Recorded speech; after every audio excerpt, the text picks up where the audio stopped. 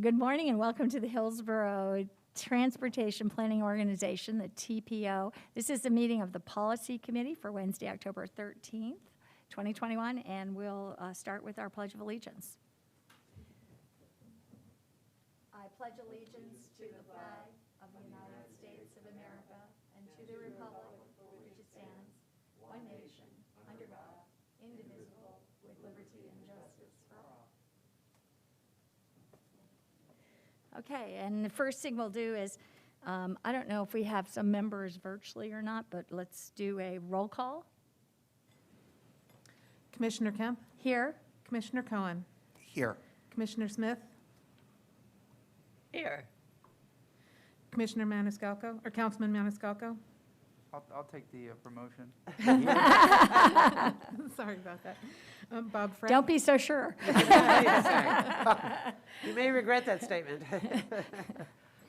Bob Frey, Joe Wagoner, Commissioner Overman, Here.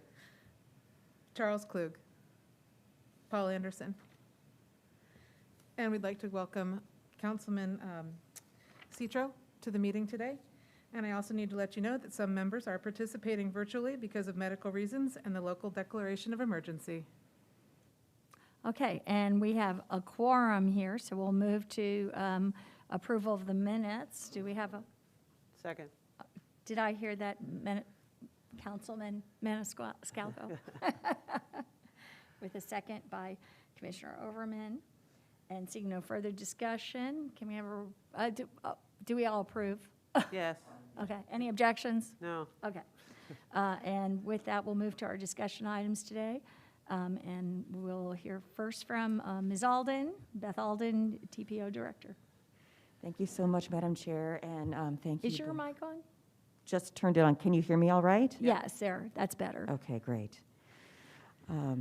So welcome to our discussion this morning. Today we are focused on our performance-based planning process, which is a mouthful, but what it means is that we have a strategy for targeting our limited dollars in the areas where they will make the most difference. And that process has three components. One is ongoing monitoring of how we are doing with regard to things like our state of good repair, our crash rates, our travel time reliability. The second is setting targets, so annually reviewing our progress in making improvements in those performance measures and setting a target for the coming year or the coming 2 years. And the third part of that is setting priorities for our dollars annually with our Transportation Improvement Program priority list. And so today's discussion is to focus on two of those activities. The target setting activity is something that comes through on a deadline basis. The deadlines are mostly set by the federal government. And you saw us last month looking at setting a target for our public transit agency safety performance. So those will come through periodically. We're going to be talking about the other two parts of our performance-based process today. So the monitoring is something that we have done up to now as a static report. It's produced periodically. We are shifting to an online dashboard that is shared among all the local agencies. And so we'll actually be showing you what is now live and available. And then the second thing I'd like to talk about this morning is our prioritization criteria for the Transportation Improvement Program. Typically, those criteria come out of our long-range transportation plan, but there are a couple of actions that this board has taken in the last 2 years since the adoption of the plan that suggest that we might want to make some tweaks. And so we'll walk you through that. I'd love to get your feedback. We are also discussing this with our partner agencies. Thank you. Okay, thank you. And before we move on to do the workshops, we'll call for public comment at this time. We have 3 minutes per person for public comment. Do we have anybody signed up virtually for public comment today? No, ma'am, I believe we do not. Okay, With seeing no public comment, we'll begin with the first presentation.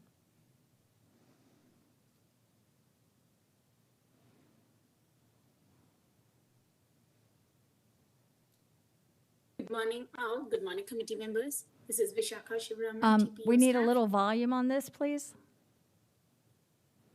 Good morning. Can you hear me better now?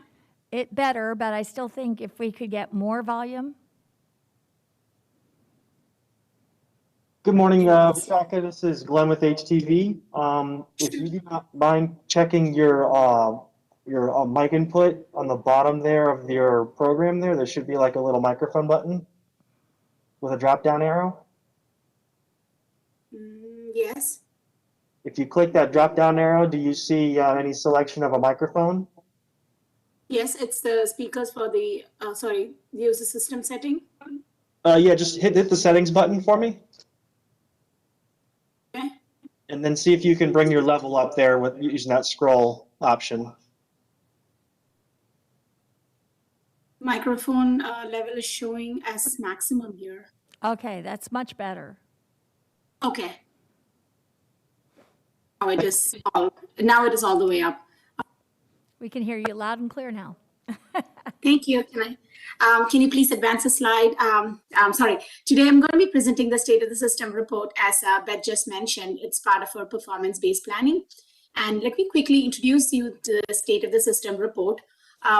As Beth mentioned, this is one of the measures that we use to track the usage and performance of the transportation system.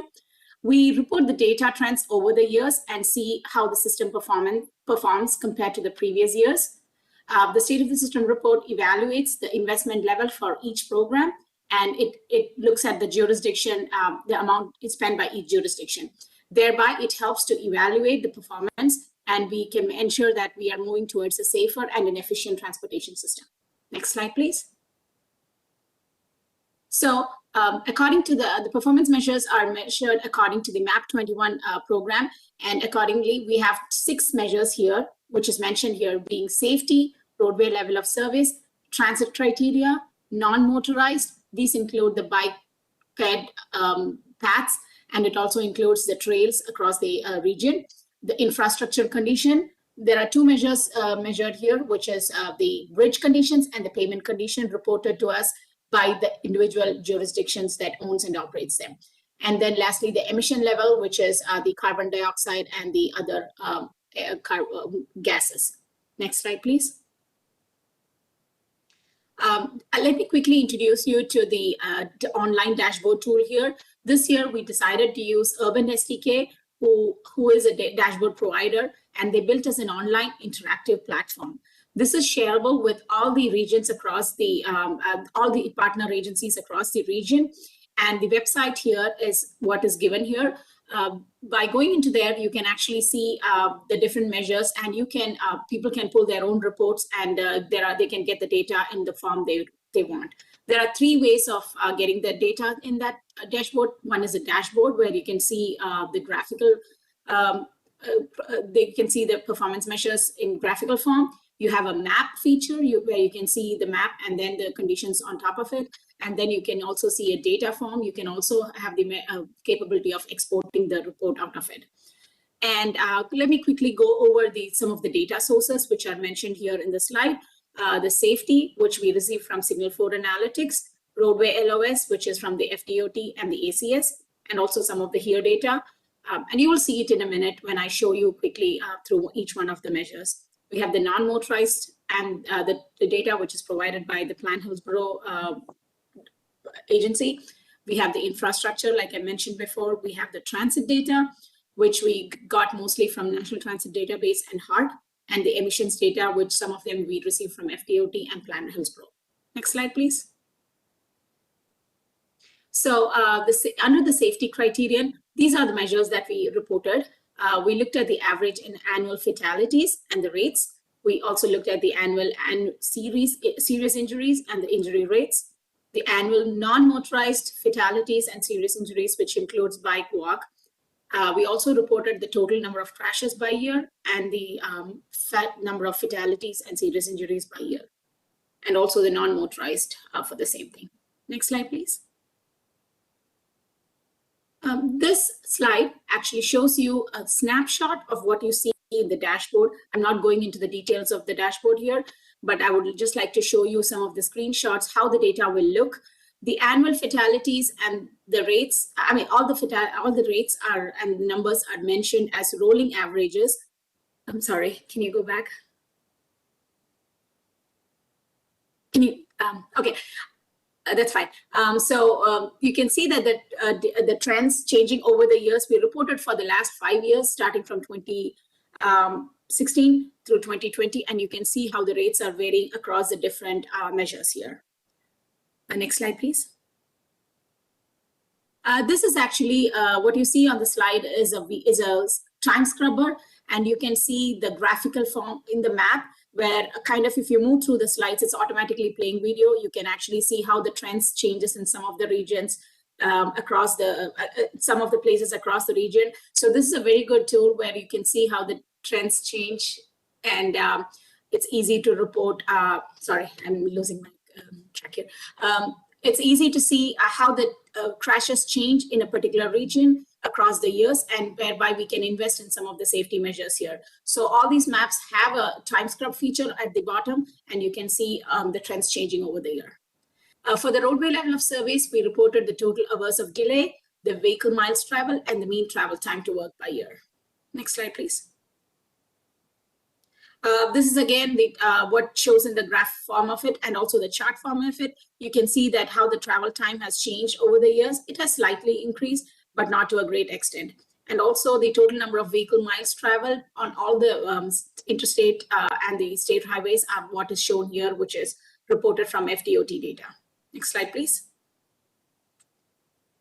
For the transit performance, we use the transit ridership for as a rolling average, the average trip length, which we received from the National Transit Database and the hard data, the passenger per revenue mile for the three measures here showing being bus, streetcar, and on-demand response.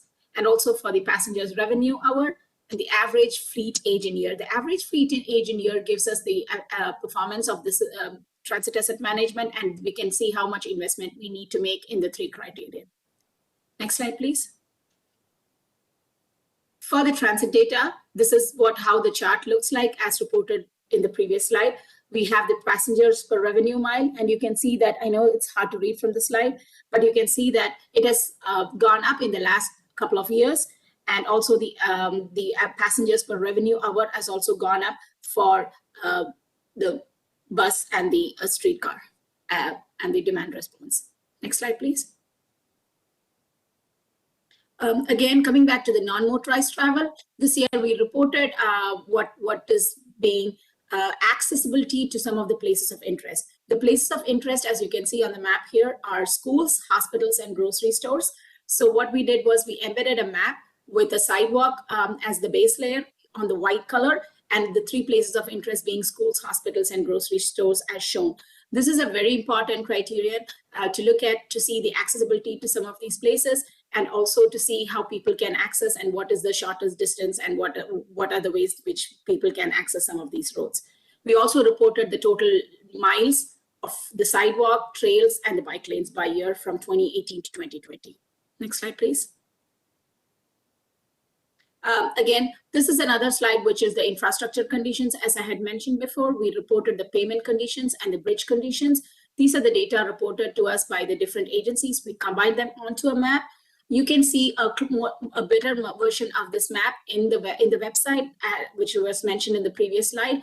And here you can see that in the payment, only 5% of the roads are in poor condition. And for the bridge conditions, the data received from FDOT and the National Highway, National Bridges data was that only a very few percentage of roads were in, bridges were in poor condition. Next slide, please. The emissions from automobile was another measure that we reported. There were various sources of data. We received the carbon dioxide for year, and the latest data what we received was for 2017. This was from a subset of NASA, and the carbon dioxide emission shows that the carbon dioxide has been increasing over the years. And also for the noxious gases, we measure the carbon dioxide, nitrous oxide, and the volatile organic compounds. Next slide, please. At this point, this is all I have for the demo. I can take any questions at this time. And if you have, you can reach back to me at this email or the phone number mentioned here. Thank you. Thank you. Ms. Alden, do you have anything to add at this time? Just a couple of points. Commissioner, Madam Chair, you have mentioned in the past that you're interested in measures of how many vehicle miles are on our roadways every year. And we have an overall number for that. We can also produce that per capita relatively easily. So we could include that, and we could show trends over time.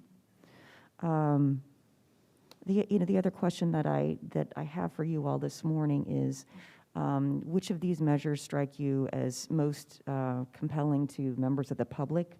We'll basically be posting snapshots of the interactive platform for public viewing.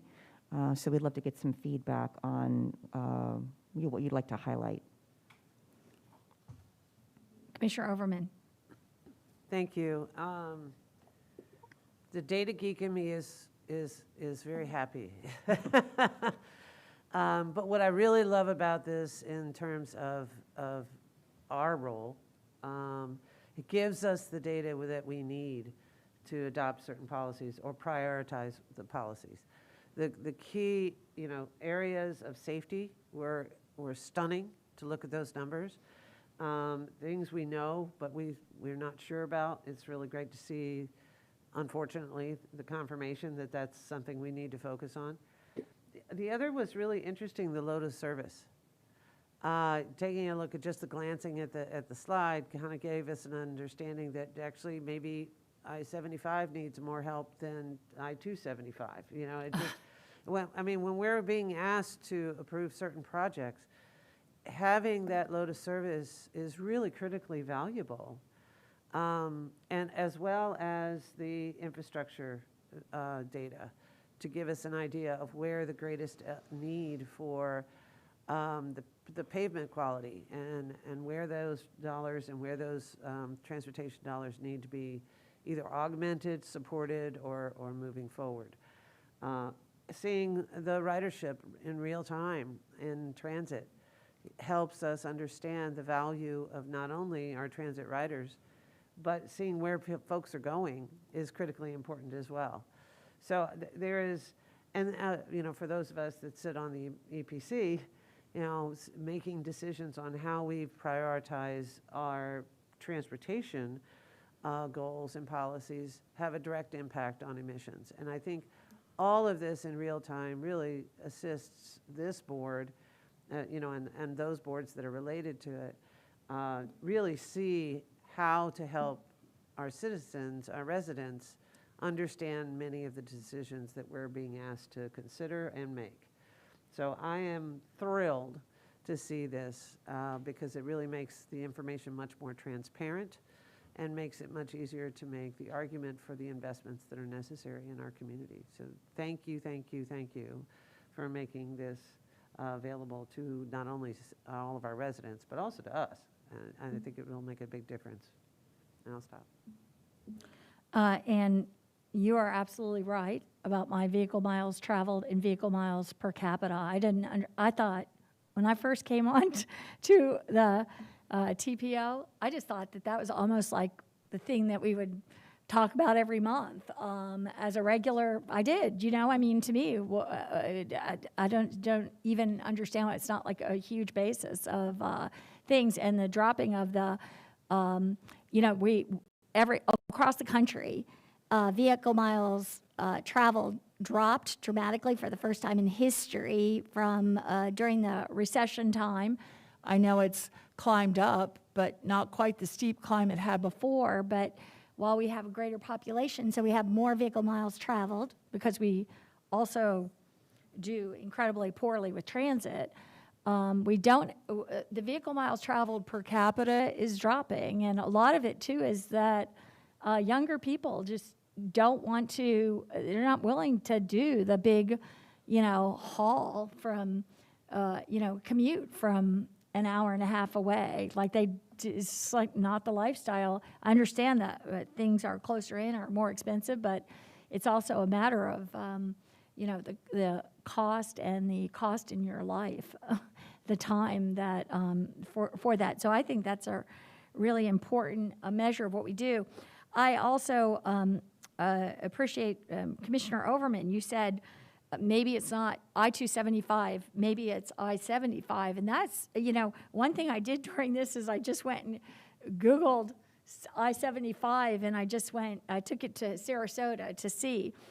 Every single night you can go on and map it to go to Sarasota, and you can see that from like 4 to 6:30 or 7, I mean, it not only turns orange if you're used to watching these colors from basically, Gibsonton, let's say, down to, just south of the Big Bend exit or further south, almost like through a huge portion of Hillsborough County. Every night it turns orange and then it turns red.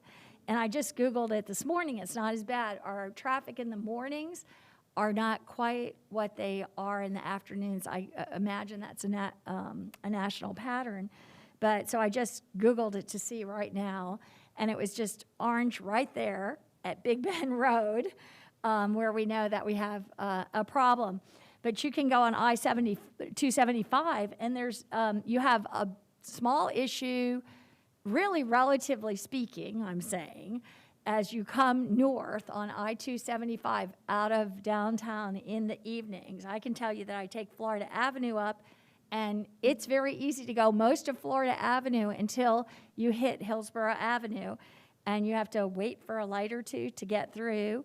Part of that is the timing of the lights that FDOT does for priority for Hillsborough Avenue or any of their streets, even though Florida is also one of their streets.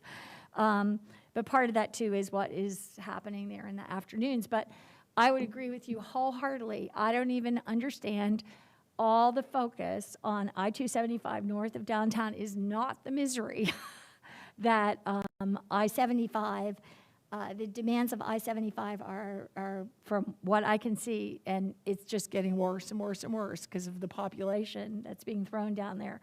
We have had we are looking at anticipating some changes there that were unfortunately put off for probably a decade because developers at Waterset were given a $50 million, they were supposed to contribute $50 million to the roads down there, and that was just excused. And then there had to wait to do some project to get that money by the county and by the state to make that happen, which is now starting to happen. I think that would be a really important, and it is also, go ahead, you wanted to respond to that specifically? Not to that specifically, but I wanted to offer that we could provide snapshots of these performance statistics and the maps on a regular basis, such as quarterly. Just put them in the board addendum. And then if you're interested in seeing how are we doing on each of these corridors, that'd be an easy thing we could provide for you to access. Yeah, when you sit, one thing that's interesting, if you sit in David Gwynn's office for any amount of time, he has a bunch of screens there, transportation secretary. So he sees the traffic around the region. And he watches it all day long. He watches where the backups are, where whatever. So, you always have your accidents. You always have your major backups from there, no matter what happens. But he also can just see, and I asked him a question about the bridge and Westshore and their decisions they have 4 general purpose lanes going across the bridge, and they're shrinking it to 3, which I'd really asked for at least 3, but I thought maybe 4, but he said they're extending it to 2 lanes to the airport because he watches that be part of the backup. And I'm thinking when he watches it every day, he can see that that's probably true. You probably almost don't need your traffic counts or anything else. But now when we have such sophisticated tracking and information, I just, this just seems like it could be a incredible tool. And to see also the Vision Zero, the traffic, the fatalities, you can just see right where the roads are, where the problems are, right there. It builds up. It's the same places over and over and over again that we have to deal with and do something about. And again, I was trying to cross Florida Avenue with a baby in a stroller. The other day, there was just like no place to cross. I know you're familiar with that area. There is no crosswalks. I mean, probably within at least a half mile to the north and south. This is north of Hillsborough Avenue. And the cars and trucks are just speeding. Like, it's so dangerous. And I hope that there's something that will be put in there, because it's like we're inviting more. It's almost like an attractive nuisance, putting down all this restaurants, putting down housing in buildings and people living there and having to cross the street. And it's a drag for most of the time. It's a drag raceway, and people use it that way over and over and over again. And so those are the kinds of things that I think that we need to be focused on and looking at.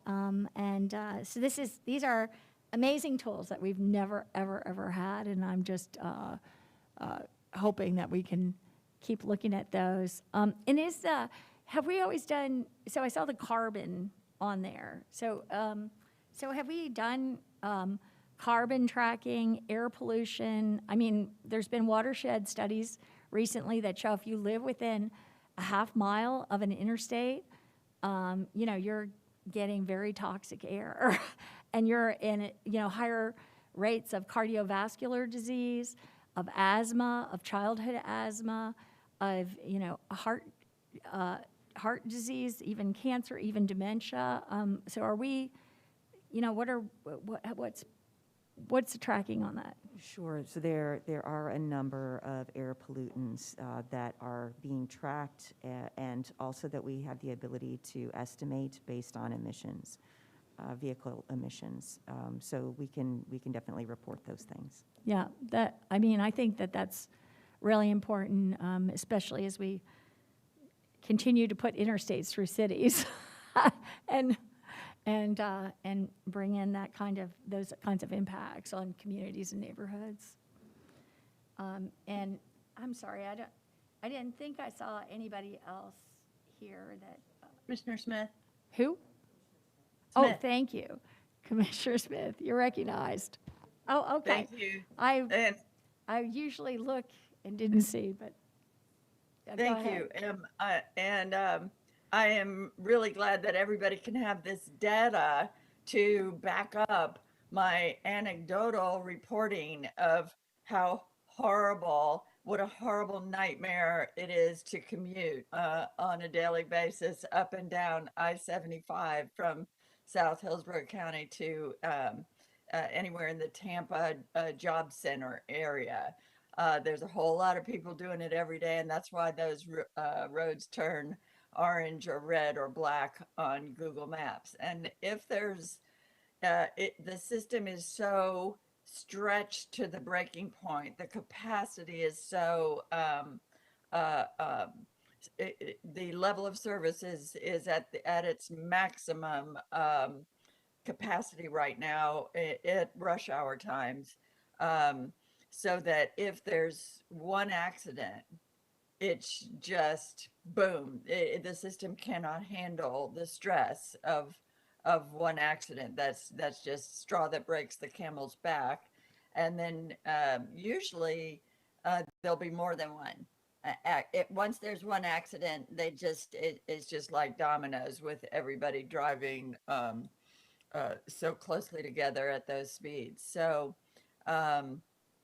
I'm glad that we, are all seeing that data that, our constituents are reporting to us also, those who commute on those routes from South County to the downtown urban core job centers. A question about, I've been very interested about the air quality impacts and of our highways and even the local roads. Those emissions are part of why the Tampa Bay area has very low score on, a very bad score on air quality and high infant and children asthma in our area, and other impacts. It's been studied, as Commissioner Kemp said, regarding people who live near highways and interstates and roads. What about people who drive daily in those roads? Are air conditioners filtering out the pollutants before they get in our airway, in our lungs, and or is that studied as well? Does anybody know? I don't know, but we can look into that. I have no idea either. With the studies that I've read that truly are, they seem to be the newest information that was only recently has been brought forward in, as I said, truly watershed studies, and not really recognized or talked about before, has been kind of an airshed that goes like a half mile out in each direction over, it's not over so much over, neighborhood roads or anything like that. It's these interstates that, have 2,000 cars an hour per mile that are, that the really impacts come from, and that particulates and, everything else that is, has proven to be very, very damaging. And they've done the tracking. Is that the American Lung Association here? You can see the mapping where,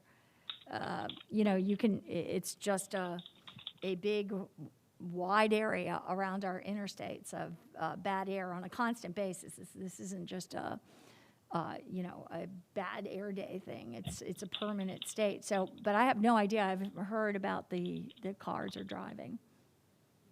Yeah, because and thank you. There has been some talk when we've talked about this here. There has been some talk that mitigating it. One way of mitigating it is to get the traffic moving faster through, so you don't have a lot of backup stopped and idling. I don't know if that's, has been really studied and proven, but either way, it seems to me, the reason, say, I-75 is clogged at rush hours because a lot of people are sitting in that and moving through that for an hour a day, an hour and a half a day. And so I just would be interested to know if that has impacts on the drivers as well as the residents in the area. Thank you. And for the record, if we get more cars through faster to spew more carbon, I don't know. I'll just say I believe it's mythology, but but I don't believe. I want to see that. I just feel like it's no, it doesn't. I'd like to see the study that shows that. Commissioner Cohen. Thank you. So I think this data is going to unlock a lot of mysteries, some of which were just mentioned, but here's another one. How has COVID and what this economy has been through in the last 18 months or so affected not just commuting patterns, but sort of economic patterns across the board in terms of how many people are no longer actually commuting to an office, how many businesses are operating differently, and it's affecting what actually goes on our roads and in our corridors. It seems to me that we have not yet really gotten a handle on how the economy and some of these patterns commuting patterns particularly, have changed. And this data may really be what helps us unlock some of those mysteries. And, you know, as we're making all kinds of other decisions that aren't really necessarily related just to transportation planning, but land use and development, the things that we really spend so much of our time on, both in the city and the county, we are really going to have some data that shows us conclusively how this pandemic has changed the way that people work. And my guess is that this data may be very well be the key to unlocking that. And I think it would just, it's going to inform us in a lot more ways than just this. And I wanted to make sure that as we pose queries of this data, that we're sort of looking at that as well, because clearly things have changed, and we don't really quite yet have a handle, I think, on how they've changed or what changes are going to last and what changes are going to be just temporary. Commissioner Overman. Thank you, and that's kind of where I was going. This data, for example, if this data gives us confirmation that vehicle miles traveled have declined because of our investment in safe streets, sidewalks, walkability, transit, having people work at home, telecommuting, all of that plays a direct all of those decisions, all of those changes in behavior of our residents that live here, or those that have moved, say, into the city, and more into the denser areas where walkability is doable if it's safe, where we've invested in safe streets, sidewalks, so slowing traffic down, created more safety, and living and breathing Vision Zero rather than just, you know, saying we're looking to reduce crashes and fatalities. And even permanent injuries to our residents.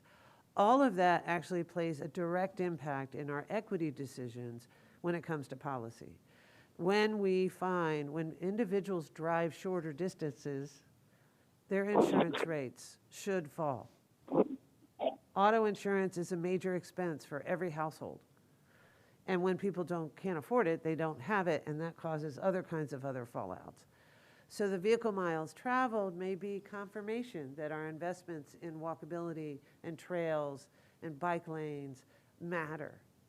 So I think it's really valuable to have not only this data, but also recognize how it shifts when we've made investments in certain areas that may not be universal across the entire county, for example. Not everybody wants, you know, a bike lane. If they're in an area where it's not really walkable, it doesn't make sense. But if that person that lives maybe further out is now telecommuting, they benefit from this data when we recognize that vehicle mile travel may have fallen because of policies that corporations and businesses have been able to make to have telecommuting to be part of their policies. Or if we have neighborhood schools where kids can actually get to school without having to be driven there because the 2-mile distance is still, you know, a death trap for the children trying to get to those schools.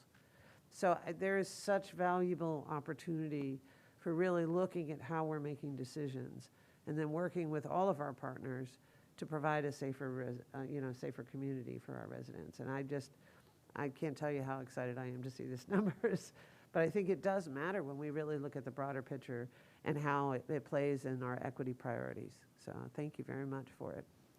Okay, and is that everything? Under discussion? Okay, great.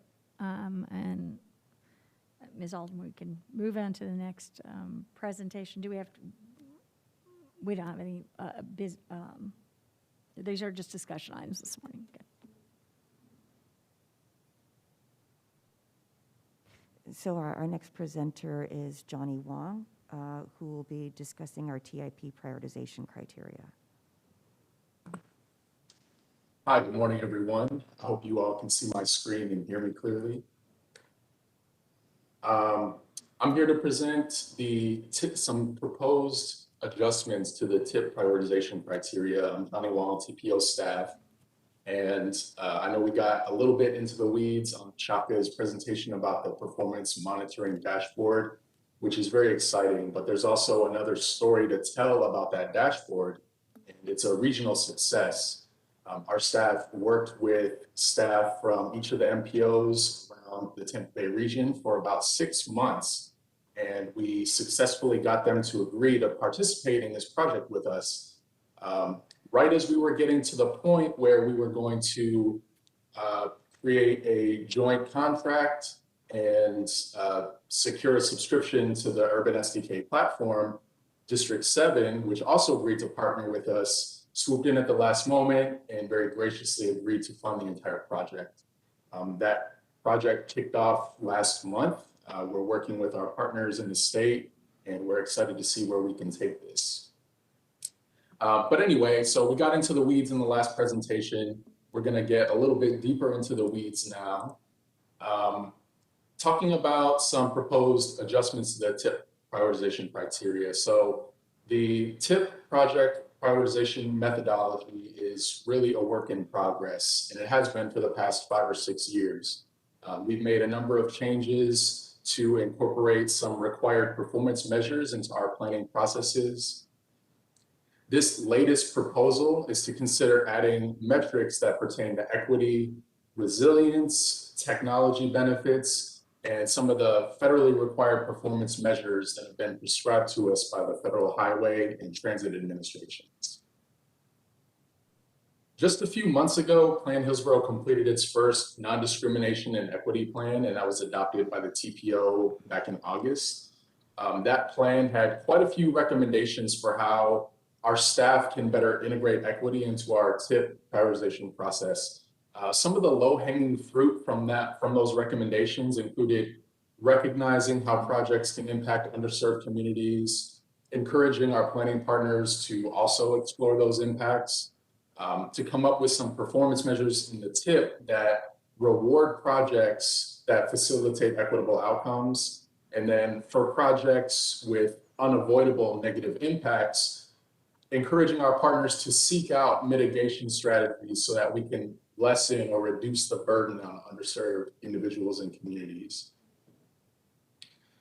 Resilience was one of the performance measures that we looked at for the long-range transportation plan update. The LRTP tech memo on the topic revealed that 1/5 of our major roads in the county could be washed out in a Cat 3 hurricane. In LRTP, we set a performance goal to protect 250 lane miles of highly vulnerable and highly critical roads. And to accomplish that, we recently completed a resilient Tampa Bay study that got a lot of accolades. And that study was approved, and it advised that we need to increase our investment significantly. The study that was approved last year also reiterated that we need to target any investments first on highly vulnerable, highly critical roads, because those are the most important in the event of a storm. On the topic of technology, our 25-year goal that we adopted into the long-range plan was to improve reliability by about 20 to 30% using smart technology and by deploying bottleneck relief solutions at some problematic locations on the network. We found that with a sufficient investment, we can improve around 200 miles of the network, either by deploying projects like intersection improvements or by covering the network with advanced traffic management technologies. And just this past year, we've been working with our ITS committee and partners with the Smart Cities, or Tampa Bay Smart Cities Alliance to produce the TPO's first ever Smart Cities plan. And we're hoping to wrap that up pretty soon, probably in the first or second month of 2022. When that plan's adopted, it will provide us with a framework for prioritizing smart cities, tech-oriented projects. The methodology that we are including in the Smart Cities plan is going to allow us to select the best tech projects that our partners can offer. And we're hoping to begin utilizing that matrix, or that new process, before our next TIP cycle begins. And the final impetus for the proposed update is to include some federal performance measures that we have been tracking and reporting, but we haven't yet fully integrated into our planning process. It was about 2 years ago that we worked with HART, T-BARDA, the TPO board adopted targets to maintain the condition of transit assets. And then just last month, the board adopted targets for transit safety. To close the loop on that requirement, we're proposing that we add some measures to the state of good repair and resilience investment category and also Vision Zero ranking criteria. The adjustments to the prioritization criteria that I'm going to talk through in a moment are just one of a few different changes to the TIP production process that we're currently exploring. I'm going to share all of the proposed changes now and note that all except the very last one have been discussed in detail with staff from other agencies, and all of those proposed changes were pretty positively received. So the first two changes are that are to the timeline, the production process itself. We're going to be meeting with each of our agency partners about 2 months sooner this year than in previous years. We want to start the production cycle much earlier so that we can solicit priority projects earlier and spend more time evaluating them. We have this great new tool in the performance monitoring dashboard, but we're also proposing to take on a lot of additional work and more robustly, let's say, evaluating the benefits of each project. So we need a little bit more time to work through this process. By the end of January, we want to have met with each of our partners and discussed their priorities. And then by the end of February, we want to have the final list of priority requests submitted to us by our partners. That'll give our team more than a month or so to collect all the data, collect performance for all the projects, and then rank them against one another. And then we can also present them to the agencies before we ask you to adopt a priority list and receive any feedback. So if an agency has questions about why their projects rank as they do, we can take our time to answer them. Something that you can't see on this slide, but it's kind of worthy to note, is that we've created an application form for each priority request that we receive. In the past, we would sometimes get priority request letters that had limited info. At best, they might list the project limits, but maybe not include so much info about what the project actually is or what it can accomplish, or cost even sometimes was missing. So from here on out, we're going to be asking all our partners to include all of that information and a few other key details in a standardized template. And we're hoping that this template or application form will help us rank projects according to the proposed criteria, which I'm going to go through now. So moving through each of our investment categories. The first one is state of good repair and resilience. This category is targeted at preserving assets related to transit, plus bridges, plus resiliency projects. Some of the resiliency projects that come through on occasion are pavement hardening, stormwater and drainage projects, things like that. For this investment category, we don't currently look at any performance metrics when we're prioritizing the projects. Because of the tremendous need for bus replacements, we've typically just allocated about $4 million SU funds for that investment. So the methodology for us currently is kind of a blank canvas. Our team has brainstormed that for HART's priority submissions, we can address the federal transit asset management rule by looking at which asset class the priority submission will affect. So what that means is if HART submits a request for bus replacement dollars, we can take a look at what % of buses are not in a state of good repair. And if that number is quite high, then that would give bus replacements a higher priority in this investment category. We're also hoping to include a consideration for resilience projects. That Tampa Bay resilience study was just adopted last year, and it won a lot of accolades. One of the recommendations was to target our investments toward corridors that are highly vulnerable and highly critical. And by asking our partners whether or not their resiliency project is on a high vulnerability, high criticality corridor. That'll allow us to rank them. And then finally, we're hoping to incorporate equity into this category. And we're going to do that by relying on our partners' response to the question, does this project improve conditions for an underserved population? The second category is Vision Zero, and the projects that we prioritize here are all related to safety. Sometimes the details of the project can vary quite a bit. Currently, we rank these projects by looking at the sum of fatal and serious injury crashes divided by the centerline miles of the project. So it's injury crash density. That has worked pretty well for us so far, but we're seeking some feedback from you all about whether or not we should add some criteria to target investments on roads that are also listed on the TPO's speed management action plan priority list. We're proposing to address the new transit safety rule in this category by evaluating any priority requests according to the number of safety events for each mode. I know that's quite detailed, but it's an easy way for us to address this new federal rule. It's easier than it sounds. And then finally, we're proposing to incorporate a question about whether any of these projects will facilitate equity for an underserved population. Taken all together, what these proposed changes could mean is that any corridor with a documented history of injury crashes and that has a speed problem and that's located in an underserved community will go toward the top of the priority list for safety dollars, or I should say dollars for safety projects. Smart cities is our third investment category.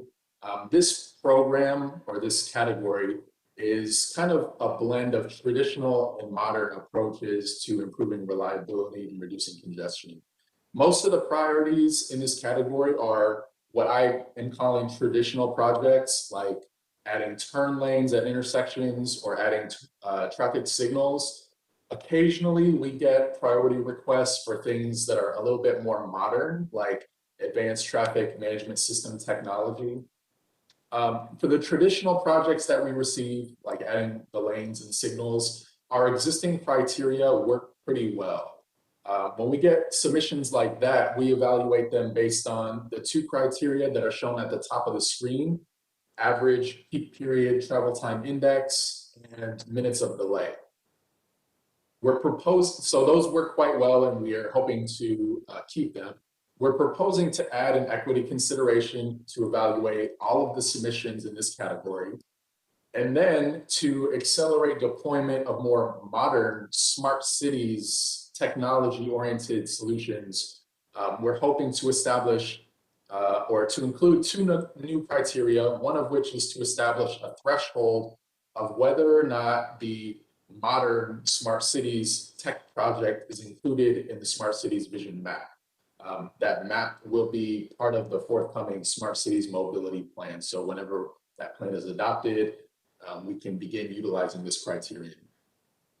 And then for projects that have cleared the hurdle of being included in the vision map, we're thinking that we could evaluate them using a more suitable methodology to evaluate tech projects. The existing criteria don't really fit in most instances. The thought behind this is that we need a whole new way of ranking these emergent technologies. As an example of how this problem works out in our TIP prioritization process, just this past June, when we were adopting the TIP, we evaluated a project that HART submitted for scheduling software. That project had clear benefits for on-time performance and a host of others, but it was ranked toward the bottom of the Smart Cities program because the criteria didn't fit. I believe it was Commissioner Kemp that made that motion to amend it and move that toward the top. Because it does have a whole lot of benefits, they're just not limited to a corridor, which is what our current criteria reward. The fourth investment category is real choices when not driving. This category focuses on offering multimodal options for folks who can't or don't want to drive. Some of the projects that fall into this category are multi-use trails, pedestrian or foot bridges, separated side paths, and bus route expansion. We currently evaluate priority submissions based on the density of population and jobs that are within a short walking distance of the project. So if we get a submission for a trail, we'll take a look at what the pop density, pop and job density is within about a quarter mile of any point along that trail. That works fairly well for us. It's been a pretty good measure for ranking these projects, but we're proposing to add an equity component. The effect of adding this will be that we can add more mobile options in the densely populated areas of our county that are traditionally underserved.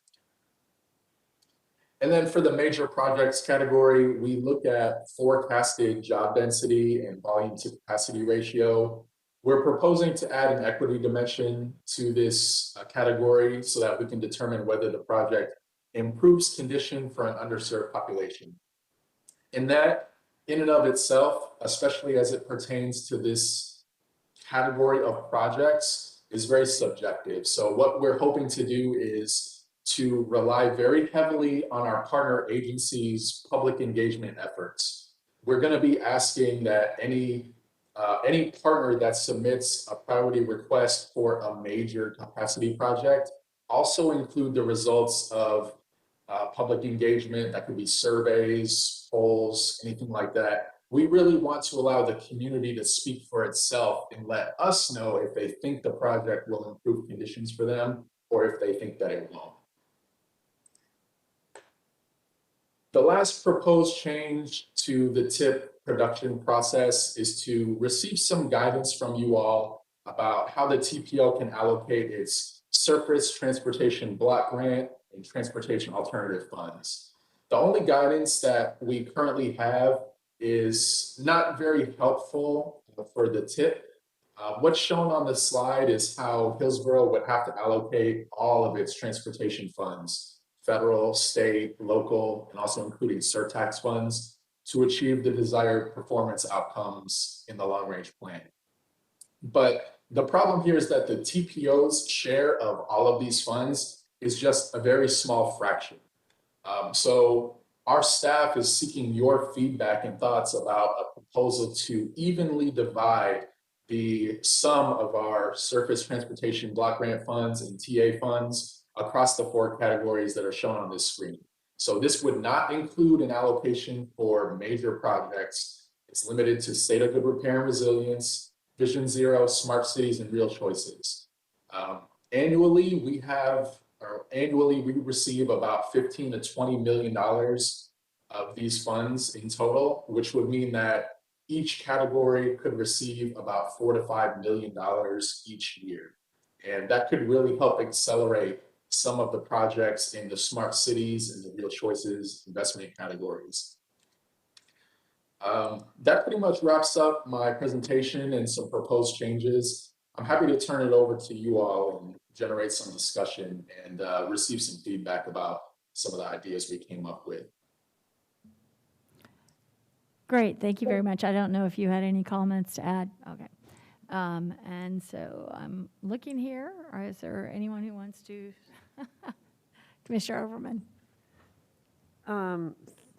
Thank you, Dr. Warren, for this presentation. This is very, very helpful. And I want to kind of look at the long-range allocation split that you showed. I guess it's page 25 of the report, but it showed that the decision to put 25% in good repair and and resilience, and I'm assuming that is currently the percentage allocation that we have within the long-range plan as it stands now versus the proposed allocation of equal among all the different categories. Is that what I understood you to say?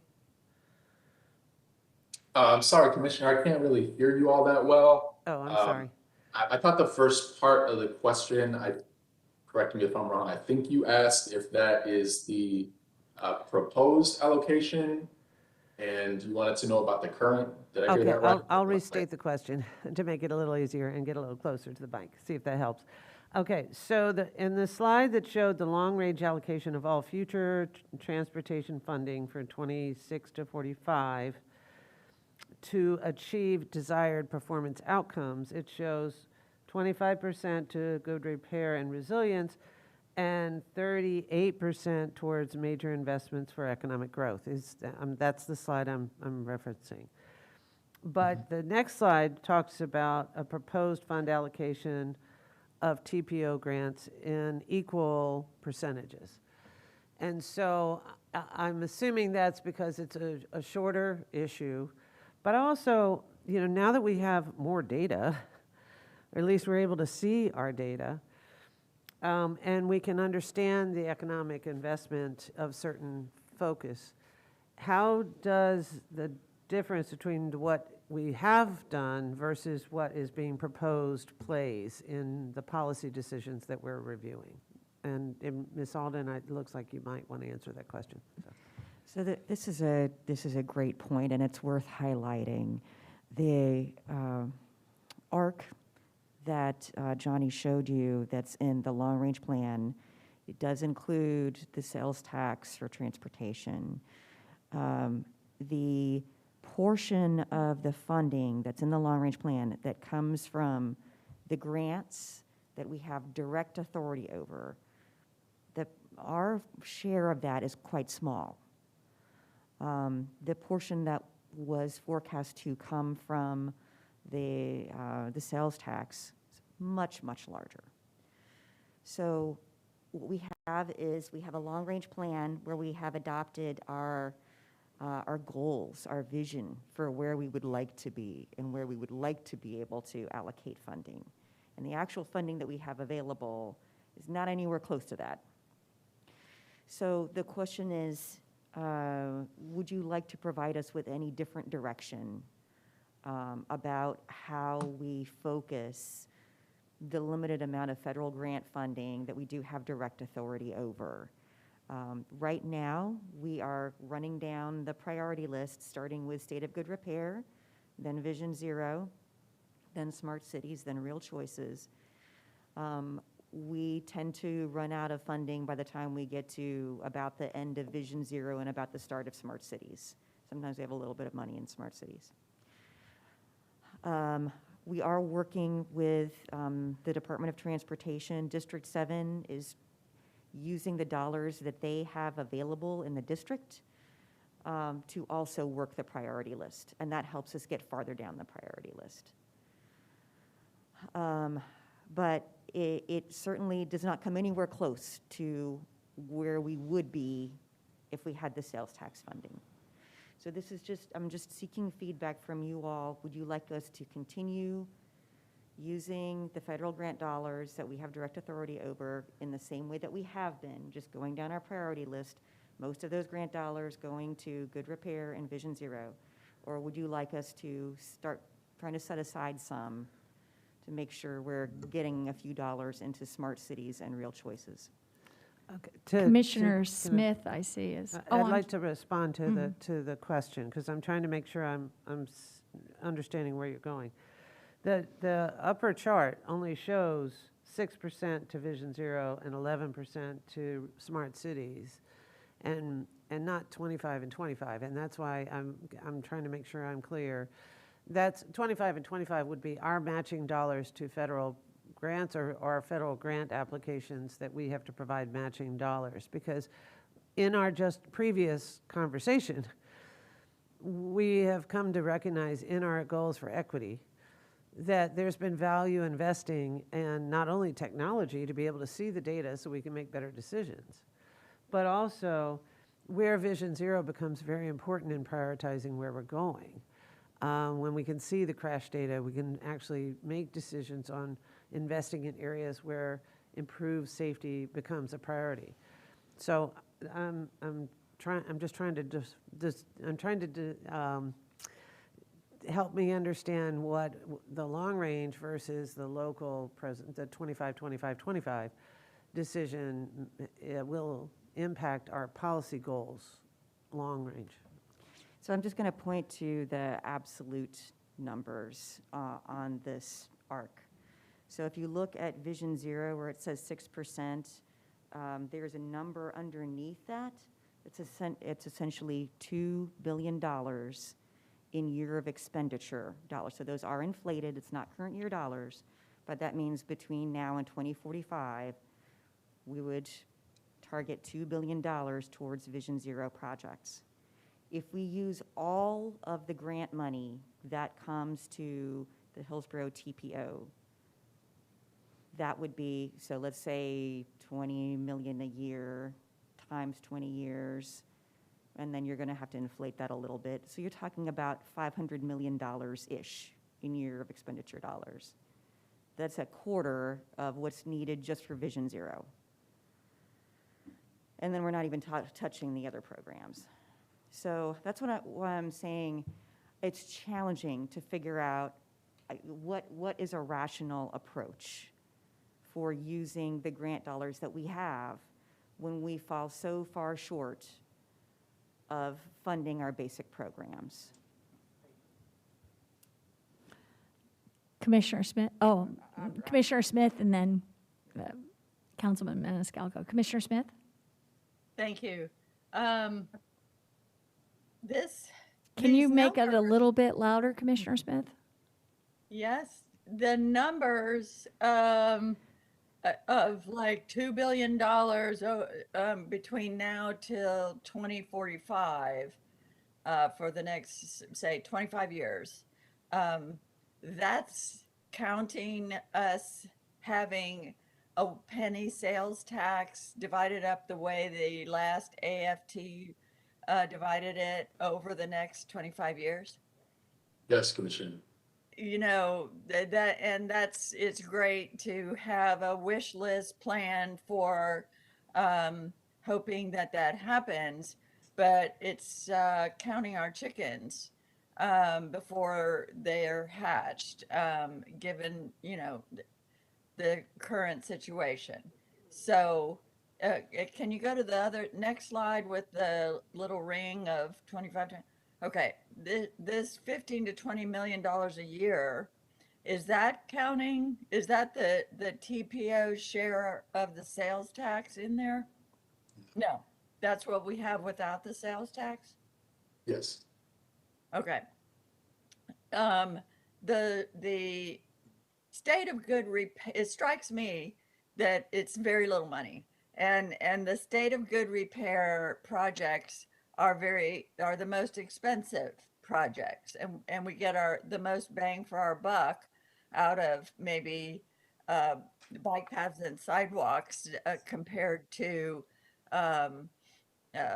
road repair. Sorry, Yeah. was the question which of the project types moves the needle the most? Uh-huh. That's kind of tough to say. That's kind of tough to say because, like I mentioned, we don't currently evaluate these projects according to any specific performance criteria. We know that there's just such a tremendous backlog that, especially for HART, we tend to just give them money to put toward bus replacements each year. Maintenance facilities is something that has come up in recent years, and then bus stop capital repairs as well.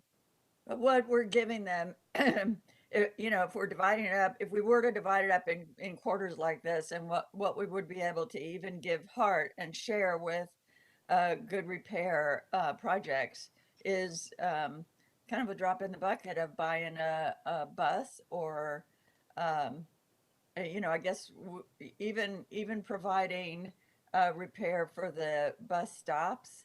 I don't know, this is so small, but one last question, the smart cities, to understand, you know, how much it's worth putting a few $1 million into that rather than into a new bike lane or something.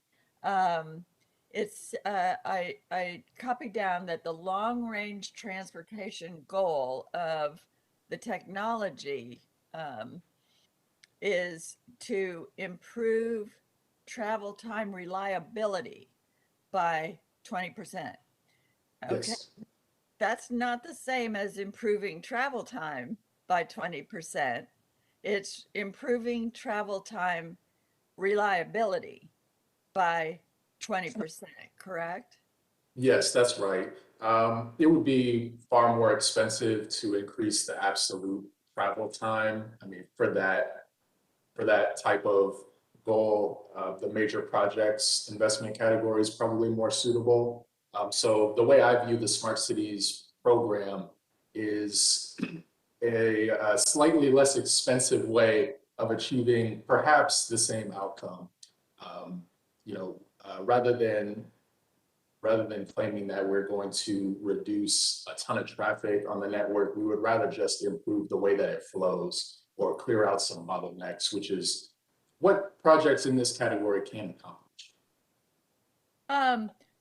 So improving travel time reliability by 20%, like if I have an hour-long commute, that's not bringing my commute down to 48 minutes, reduction of 20%. What it's doing is, I mean, the way I understand these words, if I have a commute of an hour on average, but it's occasionally, say 10% of the time, more or less, like if there's a crash, it could be an hour and a half, or if the school buses are late and not in my way, it could be 45 minutes. So improving the reliability means that it's going to be an hour, like that. It's going to be an hour a little more often than that hour and a half that happens 10% of the time. Yeah, yes, Commissioner, that's the exact, I mean, that's a perfect way to understand it. Travel time reliability could also be impacted at the frequency of the reliability. So let's say you travel to work 5 days in a week, and one of those days currently is unreliable and the other 4 are unreliable. Or I'm sorry, I have that flipped. 4 days are reliable, 1 is not. If we were to improve reliability by 20%, that would mean your commute to work is reliable all 5 days a week. But it's still an hour. Yeah. That's right. Okay. All right. Last point. I mean, when we're looking at so little money, 15 to 20 million a year, and we're looking at 4 different buckets to put it in, and we're dealing with what we have and not what we wish we would have if we get it on the ballot in the same form that it was before, and if the voters pass it, even though they're also being asked for more taxes from the school board and they don't understand maybe what happened with the money in the last tax and all of that. If where we're at today, the measure of success of smart cities is a little more reliability of travel time, but the measure of success of Vision Zero is, you know, improving Vision Zero is maybe saving a life, maybe saving somebody from debilitating traumatic injuries. And given that, you know, the state of good repair is so stuff that's so expensive it doesn't move the needle, but Vision Zero stuff is, I think, more bang for the buck. I would just throw that out there as some ways to think about these buckets. What's the measure of success? And you know, making sure that we get enough money in the life-saving Vision Zero repair and improvements would be a priority of mine. Thank you. Thank you. Thank you, and I know we're going to go to Councilman Maniscalco. I'll just be fast on this part of this. To me, it's just 15 to 20 million is when you're talking about transportation. It's just a drop in the bucket, and you know, it has been focused on the state of good repair, as everybody said. That's what it needs to be focused on. That's buying buses, basically, and that's what's happened, and it's desperately needed. The Vision Zero has been the second small part of it. We've had a lot of discussion about that, and as Ms. Alden said, smart cities and real choices have been down there because I don't think we can even think about those. It might be something in the future if we do get more money. Even 32 million is a year, as opposed to 20 million is not going to be that changing. So anyway, that's where I'm falling on it. I think what we're doing now is the right thing to do. And Councilman Maniscalco. Real quick, this shows us the importance of having a dedicated sales tax, because Hillsborough County is so big and it's continuously growing. We talk about traffic. Look at how many people are moving here every day, and it's not helping the situation. We have so much to do. We're behind on so much. Thanks to you, the county commission, I spoke to several of you. A road in my district was paved recently that was delayed for 4 years. And this road was last paved, I think I was in middle school. I was thinking about it the other day. It had to be 1995, 1997 or so. But it was a quarter-mile stretch of road. The point I'm making is we are so backlogged due to lack of funding that this little quarter-mile stretch of road was delayed for so long, and it was finally done thanks to you and your leadership. And you should see how happy people are in the area that this little stretch of road was completed. When I go out into the district, when I talk to constituents, they ask me things like, first, when are you going to fill the potholes? When are you going to pave the road? Number one. Second is in regards to the bus stops, the HART bus stops, maintenance, lack of shelters. I see so many mothers with strollers, so many people that are in the rain standing, trying to get to work, on top of the inadequate bus service. We have so much to do that, again, as it's been said, this is a drop in the bucket. But when it comes to transportation, when it comes to road maintenance, when it comes to pedestrian safety, when it comes to funding HART, whatever it is, we need that dedicated funding source, and this shows you the urgency and the importance of it. Thank you. Well said. And that brings me back a little bit to one of the things that we haven't really talked about here was equity, which was something that was presented. And as I said, so how do you judge the equity of something? And we defined it as low-income minority communities. And there's different people have different ideas about what equity would be. But secondly, I was just saying, so if you judge, for instance, well, I've called it the regional parking garage. They did get planned. They did get rid of most of the parking garages, but we're still talking about a commuter, probably coach bus experience for long-form commuters in other places. And, we're talking about that versus our desperately needed local service in neighborhoods. But if you just judge the one without the other, then I talked about the fact that we need to look at the equity of these things, not just, oh, okay, we're doing this, so it's equitable without any kind of balance, like alternative analysis in terms of equity, in terms of route service, and do that analysis in some way, because I, think that it is very desperately needed, at least to note.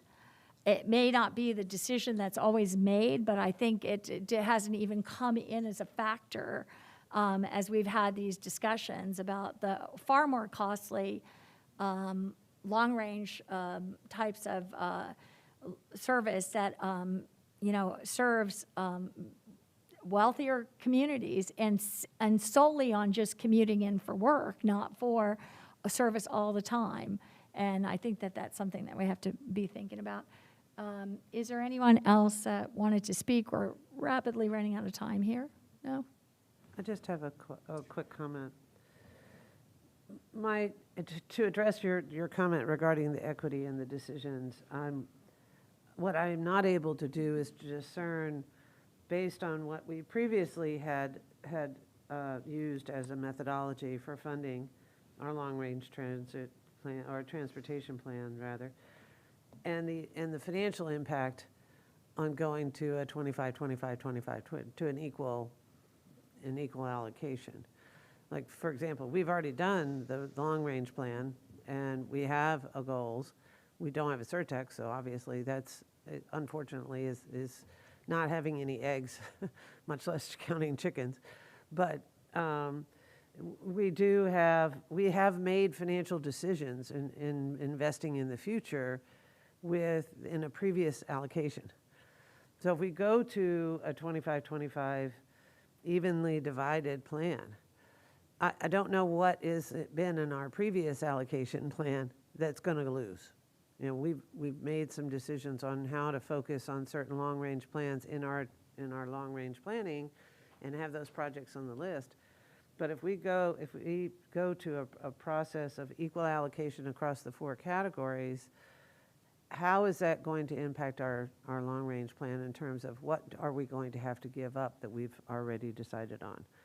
And that's what I'm not sure I'm clear on. So obviously that's not a question we're going to answer today, but you're looking for guidance. And if we decided to go the equal across the 4 categories, what does that mean based on what we already have on a long-range plan and what fits and what doesn't fit anymore? And that's where I'm going to need some help with that decision to give you better guidance. The And- short answer is that we would be putting less money into the Vision Zero projects and the good repair projects, which have focused primarily on bus replacements. So we do think we are able to move the needle at least a bit in those areas. And so if we shift some money out of that, we wouldn't have as much impact. I think it's important to have a 5 minutes in between here and the start of the MPO meeting. So it says if time permits, doesn't look like time permitted this time. Yeah, if time permits. I would say we can just defer it to the next. Right, yes, policy. that's what we'll have to do, right. And so we'll, I think, old business or new business, I guess this is going to be the first part of new business the next time. Okay. Or on the agenda the next time. And seeing no other comments at this time, we'll adjourn and take a 5-minute break before. I think it was a good discussion.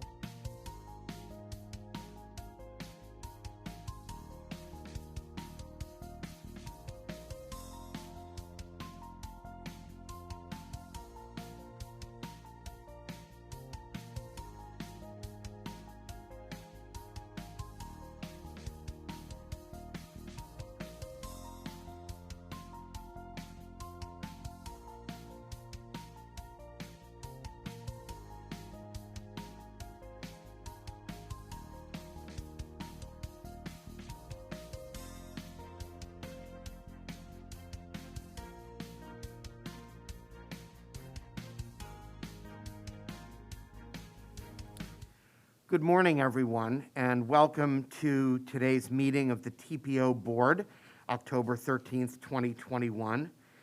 Before we begin, let's please all stand together and recite the Pledge of Allegiance.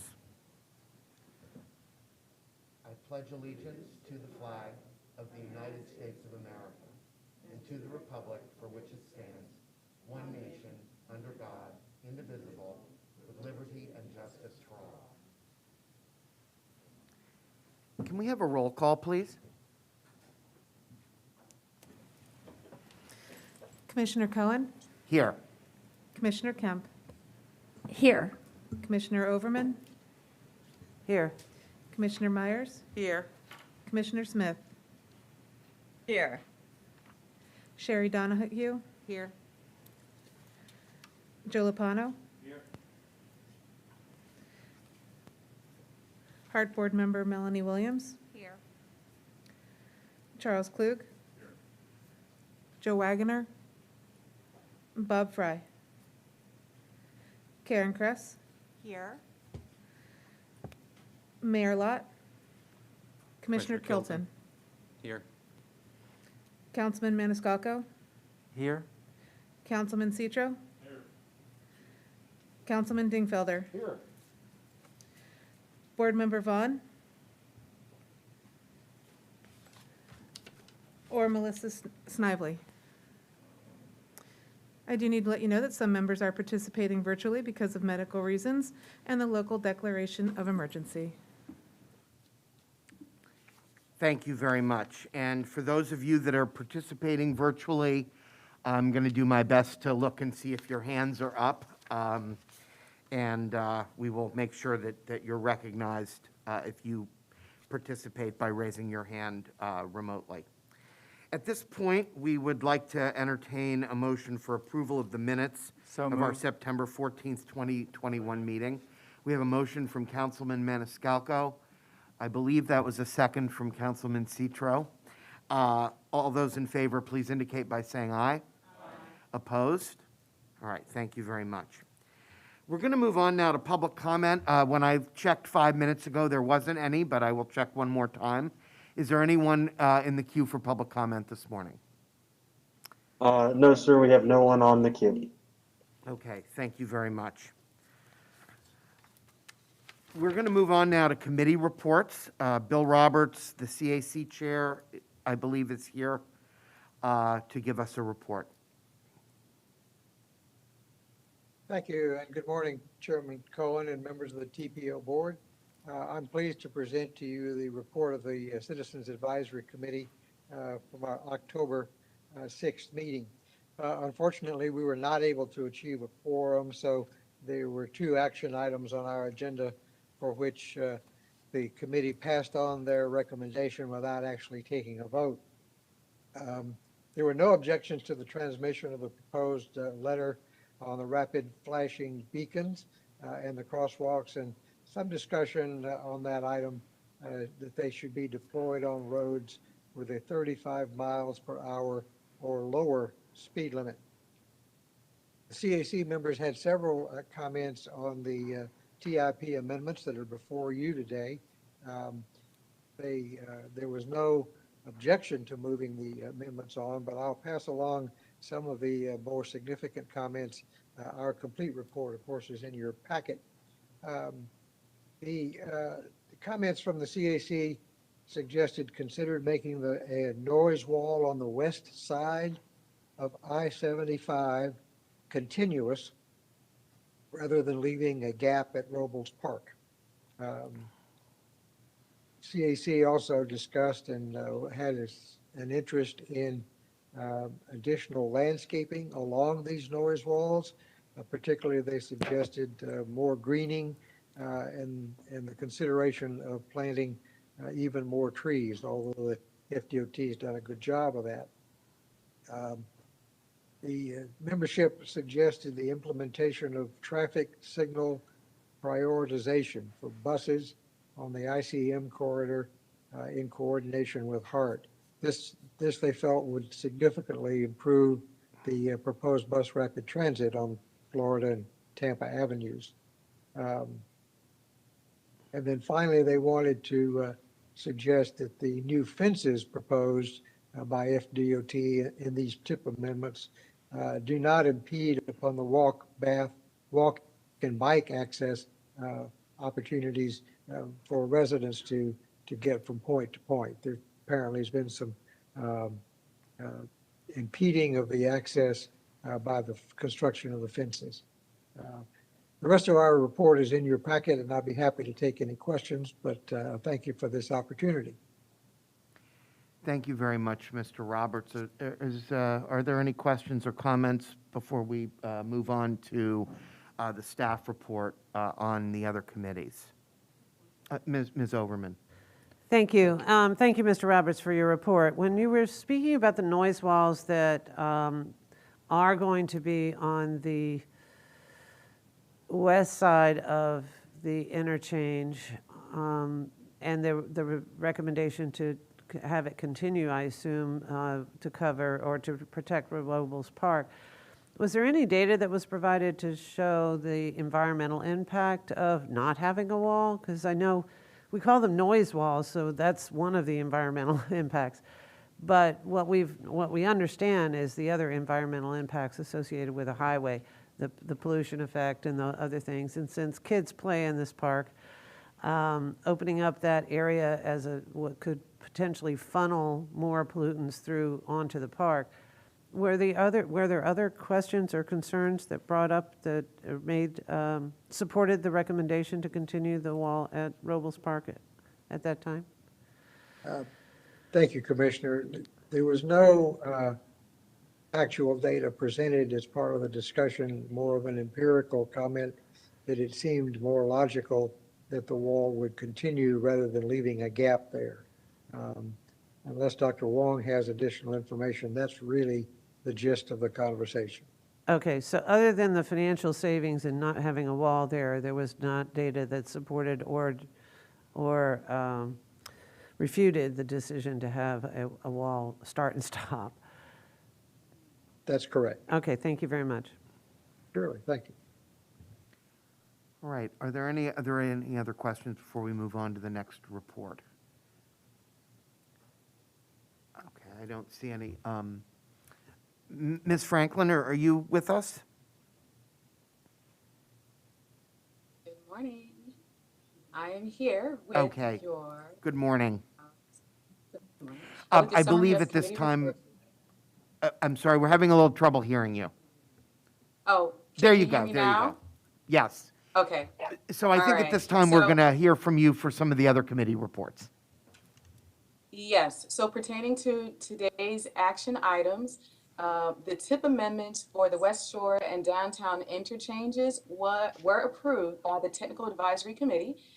The committee questioned the inclusion of noise walls and suggested to ensure leading pedestrian intervals, or LPIs, or other pedestrian crossing treatments are included at the added turn lanes on Boy Scout Road.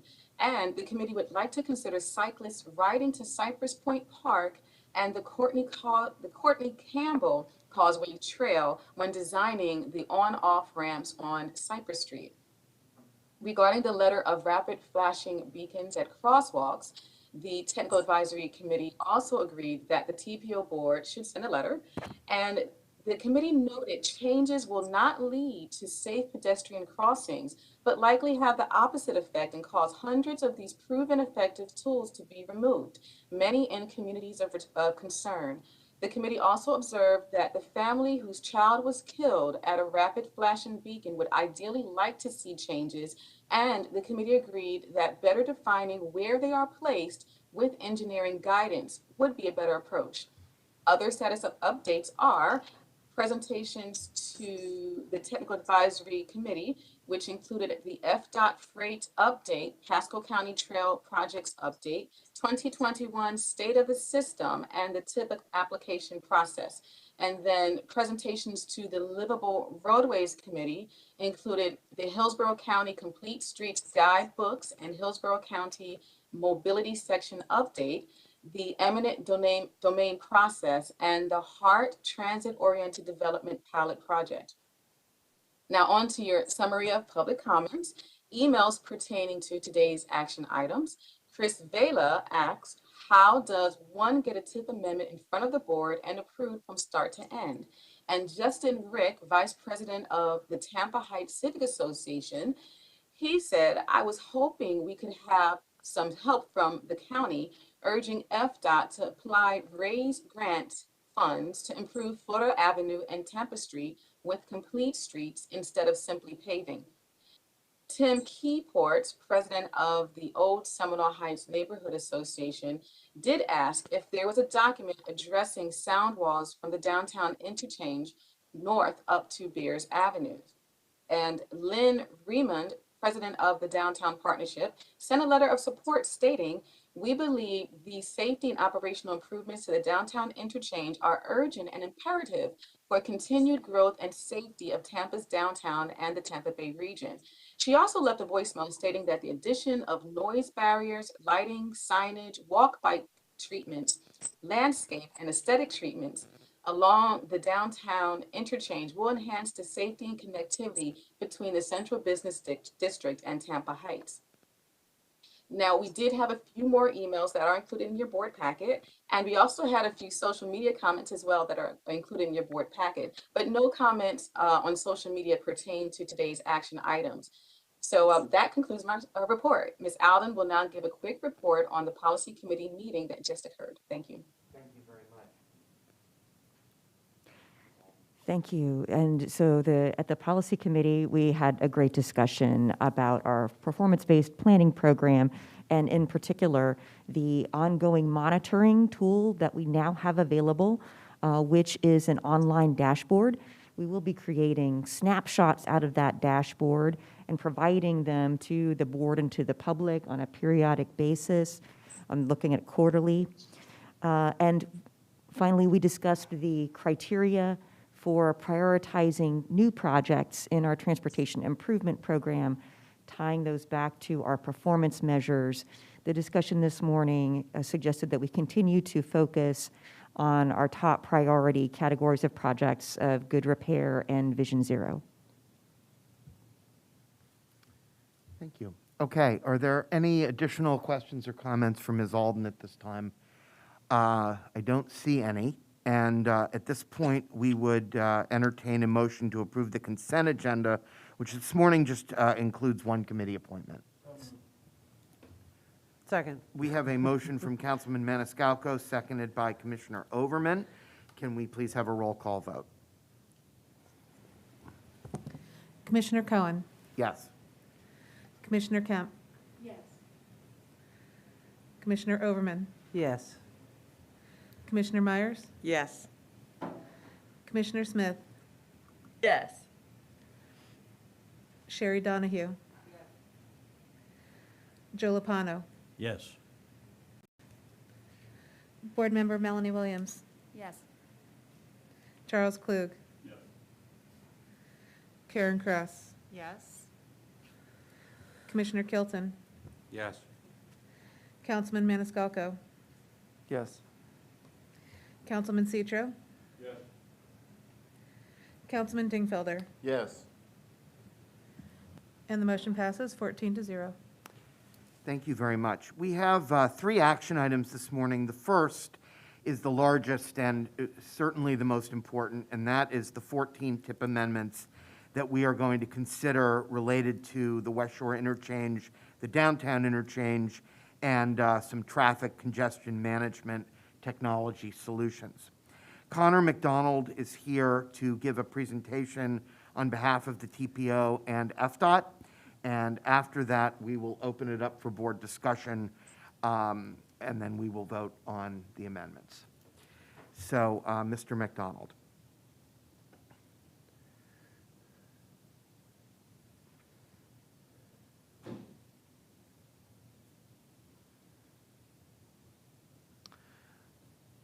Mr. Macdonald, I'm not hearing you if you're talking. Mr. McDonald, this is communications. Can you hear us? Yes, can you hear me? No? Yes. Perfect, thank you. Sorry about that. I apologize. Connor McDonald, TPO staff. I'm the newest TPO staff member here to present the 14th TIP amendment. Can you speak up a little bit, please? absolutely. Can you hear me better? Maybe just a little louder, please. Okay. Good morning, Connor Macdonald, TPO Thank staff. Can you hear me better now? Yes. Perfect. I'm the newest TPO staff member, so I appreciate your patience and me getting my microphone set up. I'm here to present the TIP amendments, the 14 amendments, including 3 different categories: the downtown interchange safety and operations adjustments, the Westshore interchange reconstruction and preliminary phase, and traffic congestion management technology, also known as integrated corridor management. So there's 3 groups of amendments, as I just mentioned, and 14 amendments requested by the Florida Department of Transportation to add funds to the year 2022. The first set is the downtown interchange safety and operations adjustments, 3 amendments for roughly $154 million. You know what? Can I just interrupt you? If you don't mind, you need to be just a little louder and a little slower, okay. Please. Okay, absolutely. Okay, thank you. Mr. McDonald, this is Glenn with Communications. Much better. To increase the audio, if you want to go to the bottom of your program there, where you see the microphone button.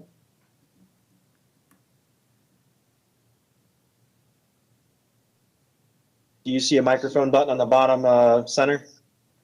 No, sir. Okay. Okay. You might need to go to the settings and just increase your volume that way. Okay, can you hear me better now? Yes. There you go. Okay, perfect. About that again. So the next group of amendments is the Westshore interchange reconstruction preliminary phase for 5 amendments for roughly $80 million. And the third amendment set being the traffic congestion management technology for 6 amendments of roughly $24 million.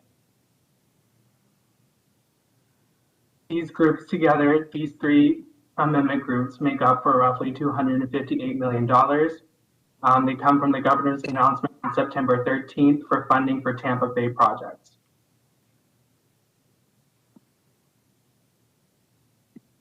So the first group of amendments is the downtown interchange safety and operations adjustments.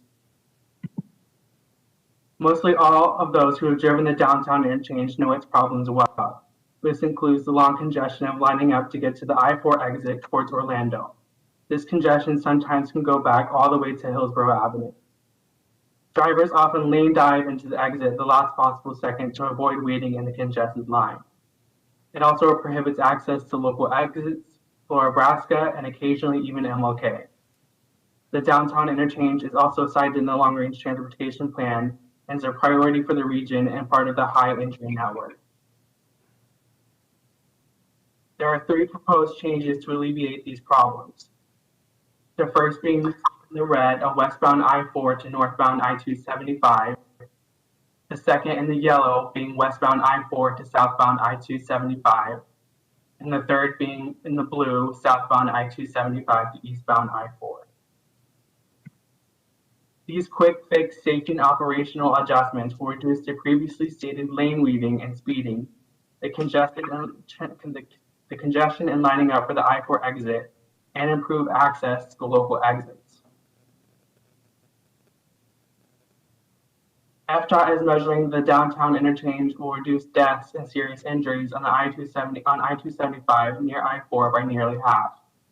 This means that the downtown interchange project could prevent 1 to 2 fatal crashes and roughly 222 injury crashes annually. There are roughly 200 fatal crashes in Hillsborough County annually, so this can mean a 1% drop in that measure. FDOT is also measuring a 14% traffic reduction on local streets.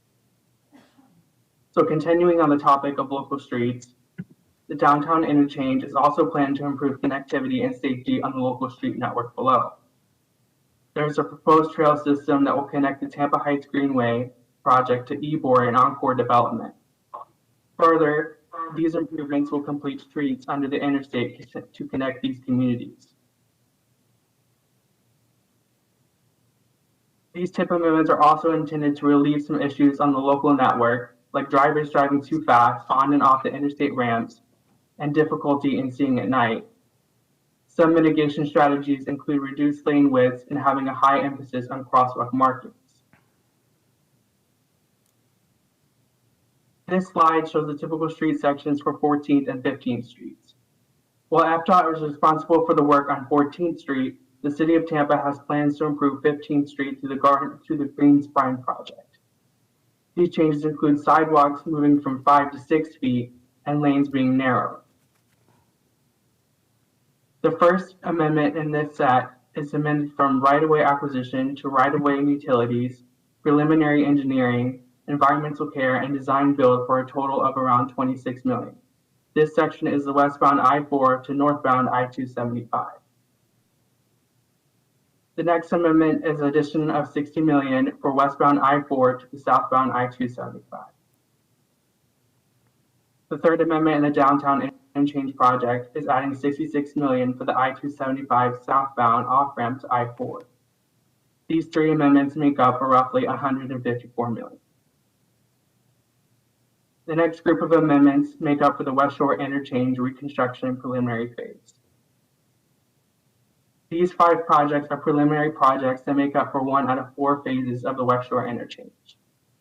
The Westshore Interchange has been a top regional priority for many years, and these changes are aimed to reduce congestion and weaving at the intersection of State Road 60 and I-275. They will also complement the Howard Franklin Bridge reconstruction. The first project, westbound State Road 60, will construct 1 general purpose lane, not a toll lane, along westbound State Road 60 from the George Bean Parkway to Courtney Campbell Causeway. This project has a total of around $36 million for utilities, preliminary engineering, environmental care, and the design build. The next project will extend a new seawall and construct an adjacent shared use path along the north side of the I-275 causeway. This project has a total of nearly $37 million. The next project is Cypress at LaSalle Street. These 2 low-volume roads are near business parks. They'll be widened to enhance 2 off-ramps and 1 on-ramp to the Westshore Tampa International Interchange. The project cost is estimated $3.6 million. Amendment 13 is westbound Kennedy Boulevard at West Kennedy Boulevard. It will allow the construction of additional left and right turn lanes, one from eastbound Kennedy to eastbound Kennedy, the other from westbound Kennedy to westbound Kennedy. FDOT believes these will also facilitate traffic and mobility during future interstate construction. The project has a total of nearly $2 million. The final Westshore Interchange Amendment is a project to add a right turn lane from eastbound Boy Scout Boulevard to southbound Lewis Avenue. This project has a total cost of around $527,000. Finally, the Integrated Corridor Management or Traffic Congestion Management technology will allow a traffic control management center to manage congestion among several key corridors. These corridors include Nebraska Avenue, Tampa Street or Florida Avenue, Hillsborough Avenue, Dr. MLK Jr. Boulevard, Boy Scout Boulevard, and Kennedy Boulevard. These systems include advanced detection and monitoring systems, dynamic message signs, and closed-circuit television. They have the goal of making work zones safer and improving travel time reliability. Ultimately, they will deploy technology to allow engineers to see what's happening with traffic in real time. The first of these amendments is at roughly $5 million for the design and build on Florida Avenue. The next is roughly $6 million for Nebraska Avenue from Kennedy Boulevard to Bears Avenue. The third amendment is to change funds to roughly $4 million for design and build of ITS systems on Kennedy Boulevard from West Memorial Highway to Ashley Drive. The fourth is Amendment 18 for funding equaling $3.8 million of ITS systems on Dr. MLK.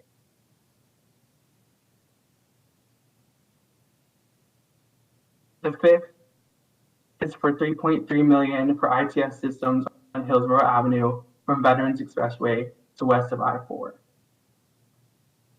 Finally, the sixth ICM project in Amendment number 20 is $1.6 million for ITS systems on Boy Scout Boulevard from Airport Service Road to Joe Mabry Highway. As part of our public participation pilot, we're aiming to ensure that the public has had the opportunity to voice their concerns and support before they come before the committees and board. One of our outreach projects came from the Long Range Transportation Plan outreach survey that received 5,200 responses. In this survey, respondents were given 4 options regarding a downtown interchange reconstruction. While the no-build score was higher in downtown areas and the full rebuild rating was higher in ex-urban areas, the safety and traffic quick fix option had the highest star rating overall and supported or unopposed by most zip codes. As part of the pilot, we also asked jurisdictions what sort of public outreach they have done. FDOT, in this case, has done significant outreach regarding a downtown interchange since 2017. This has involved a series of community and neighborhood events, community working groups, and neighborhood and stakeholder presentations. As part of the pilot outreach, the TPO has also done outreach for these projects. This included a press release to 30 media outlets and over 100 neighborhood associations and community groups. It has also included social media outreach, signs posted, and a web page for more information. This slide shows the social media outreach and 3 of the 6 signs posted along proposed projects. Since the mail out, there has also been some small clerical corrections. This has involved the description in the first Westshore Interchange project, changing from 1 express lane to 1 general purpose lane. There are no toll lanes in these amendments. These changes have also included a correction from a left to right turn lane from eastbound Kennedy to eastbound Kennedy Boulevard. Finally, the project limits for Hillsborough Avenue ICM project has changed from I-275 to Veterans Expressway. The next slide shows the TAC and CAC suggestions. These include leading pedestrian intervals at intersections with additional turn lanes, accommodating cyclists riding to Cypress Point Park and Courtney Campbell Causeway, noise walls at Robles Park, landscaping at noise walls, narrow lanes and wider sidewalks on 14th Street in coordination with the City of Tampa, traffic signal prioritization for buses on the ICM corridors, to ensure that new fences do not impede walk or bike access opportunities, and to refer to the downtown interchange as part of the high injury network rather than a Vision Zero corridor. With that, the recommended action today is to approve the amendments to the fiscal year 2021-2022 TIP. I'd also like to provide Mary Lou Godfrey's information, who is the project manager for the Tampa Bay Next project, and my contact information as well. With that, I open the floor for any comments or questions. All right, thank you very much. Commissioner Myers, you're recognized. I'd like to thank the gentleman for the excellent presentation. Therefore, I move that we approve the TIP amendment. Okay, just a moment. Okay, we have a motion from Commissioner Myers, seconded by Commissioner Overman. We're now going to have discussion. Commissioner Kemp. Thank you. I was actually very disturbed when I first got the information about this because something had changed from what I understood initially. And that is that there would be no wall. A wall would be walled. It would be walled on both sides, north of the interchange up to where the project was being finished. But I've just learned that there would be and was no wall at Robles Park, which stunned me. And apparently, there has been some traditional, policies in the past that didn't require walls in front of parks, and I mean, I can't even imagine. But I was just stunned by the thought of the inequity of possibly having that particular area not have a wall in terms of pollution, noise, and everything else. At any rate, I had said initially when I discovered this last week that I couldn't support this without an amendment that would require the wall to be part of it. And I know in some conversations that have taken place that I was informed that we wouldn't possibly be able to add that in today. I guess it's about 500,000 in terms of that wall there. And so I wanted to ask instead, and can keep on top of this, because I would not feel a comfort level saying okay to all this without this, to ask FDOT about, I don't know, do we need a motion to do this, to ask FDOT to fund the wall gap at Robles Park and bring us back the plans to do that? Is that? It does need to be a motion procedurally. Perhaps it could be a proposed amendment to the motion that's on the floor. We could, or we can also just do it as a separate motion once we've voted on this one, if you're comfortable with that. Yes, although I'd like to make sure that this is approved, but I feel as though it will be. I can assure you you'll have my vote, and I'm looking around the room. Yeah, I think procedurally, though, it would be good to keep it separate, because then we can track it separately. Ms. Alden, would you concur with that? Okay, so we'll come back to that as soon as we deal with the main motion. Commissioner Overman, you're recognized. I see Commissioner Smith online, so I will recognize you next, and I see Councilman Dingfelder. And But it really Commissioner relates to the question. In the presentation, there were several suggestions. So, and this one also caught my attention as well as it pertains to, this whole urban area where there's a great deal of transportation traffic. So it is important. And I don't want to jeopardize it by doing the amendment. I agree. But in the TIP amendment presentation is a suggestion to that effect. So it's documented within the TIP amendment as it stands now, and then a separate motion to reiterate the prioritization could be something that I'm just trying to understand, how do we get where we absolutely want to go to make it 100% clear? I'm going to suggest that we take Commissioner Kemp's motion on its own. Okay. And then perhaps we have another motion specifically reiterating all of the points that were made by the CAC and the Technical Advisory Committee, so that we can get answers to those questions as we move through the next year. That's just my thought on, that way we'll have 3 separate items and we can track them individually. Excellent, Chairman, thank you. just as a point of order. Mr. Dingfelder. Yeah, and I hear what you're saying. I respect what you're saying completely, but I might suggest to you and Vice Chair Kemp that we flip that order, because I think Ms. Kemp's motions are extremely important. We probably all want to see how those motions, and also Ms. Oberman's motions, how those go first before we support the TIP amendment itself. I understand what you're saying, and I know it's a little bit weird, but no. I get your point, and perhaps I'm looking at Commissioner Myers.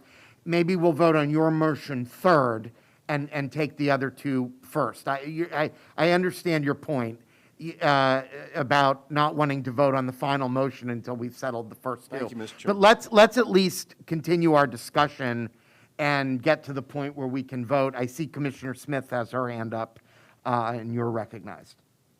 Thank you. And because the presentation referenced the outreach effort, I just want to make a side and small point about process and policy moving forward from what happened here. And what happened is that we, meaning the TPO, although it wasn't done by the board, put out a press release 2 weeks ago announcing that we would be considering the TIP amendments today and offering, the public how to comment. But the announcement was written in a way that really made it sound like it's a done deal. Now, I'm guessing that we all do agree that these are great amendments. We will be voting for unanimously at some point after we consider some of the other points about them. But my point is that prior to any vote we take as a board, where we're asking for public comment and input, and before the vote is taken, our press release from this agency, our media, should be neutral to welcome comment on all sides. So, we can certainly, each of us as public figures and citizens, all comment any which way we want in other press and media and public meetings about how excited we are about these projects and how we can't wait to vote yes today. But it seems to me it's inappropriate for that to be packaged in a press release from the TPO before our vote. And so it said things like Hillsborough TPO board to consider the TIP amendment. 257 million will improve traffic flow and safety at Westshore and downtown interchanges, and how these are all a priority. And the TIP amendments include funding for projects that will significantly improve safety and traffic flow at and around the downtown interchange by reducing lane weaving, speeding, and congestion and vehicles lining up for exits. It will reduce deaths and serious injuries by nearly half, and funding will also support traffic congestion management technology, reducing delays, improving travel time, and making work zones safer. I mean, who could vote no on that? And then there's a quote from our board chair, which I understand was simply lifted from a quote that he made in the newspaper, saying we're thrilled to be moving forward on projects that will significantly improve safety and traffic flow at the Westshore and downtown interstate interchanges. Receiving this funding is great news for our entire region. And, I don't disagree. I'm sure most of us don't disagree. As I say, we're all, it's highly appropriate for us all to be cheerleading however we want in the separate press. But I just want to make the point, because I think this was a new procedure, relatively new. I think it might have been done once before.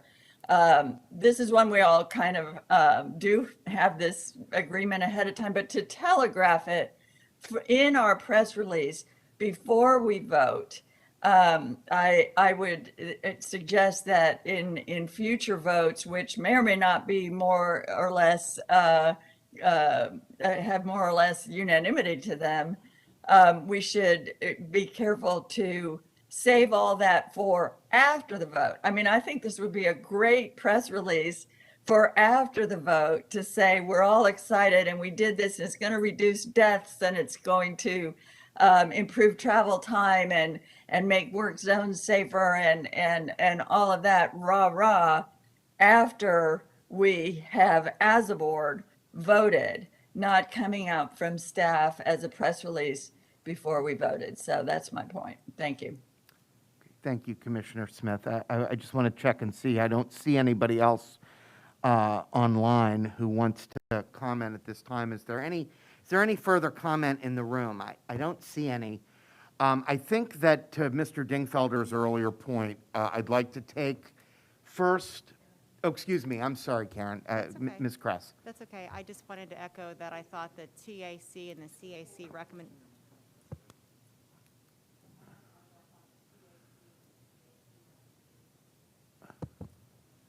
Were stellar. And I didn't see anything about I believe it was called the Smart Trips program that DOT was talking about before we knew funding was happening. Do you need me to start over? I wanted to echo the TAC and CAC comments. I thought they were all stellar. And I didn't see anything about what DOT, I think, was calling their Smart Trip program, which really focuses on transportation demand management kind of strategies during the construction period. So I just want to make sure that didn't get lost in the shuffle. Thank you. Thank you. Ms. Alden, did you? Okay. All right.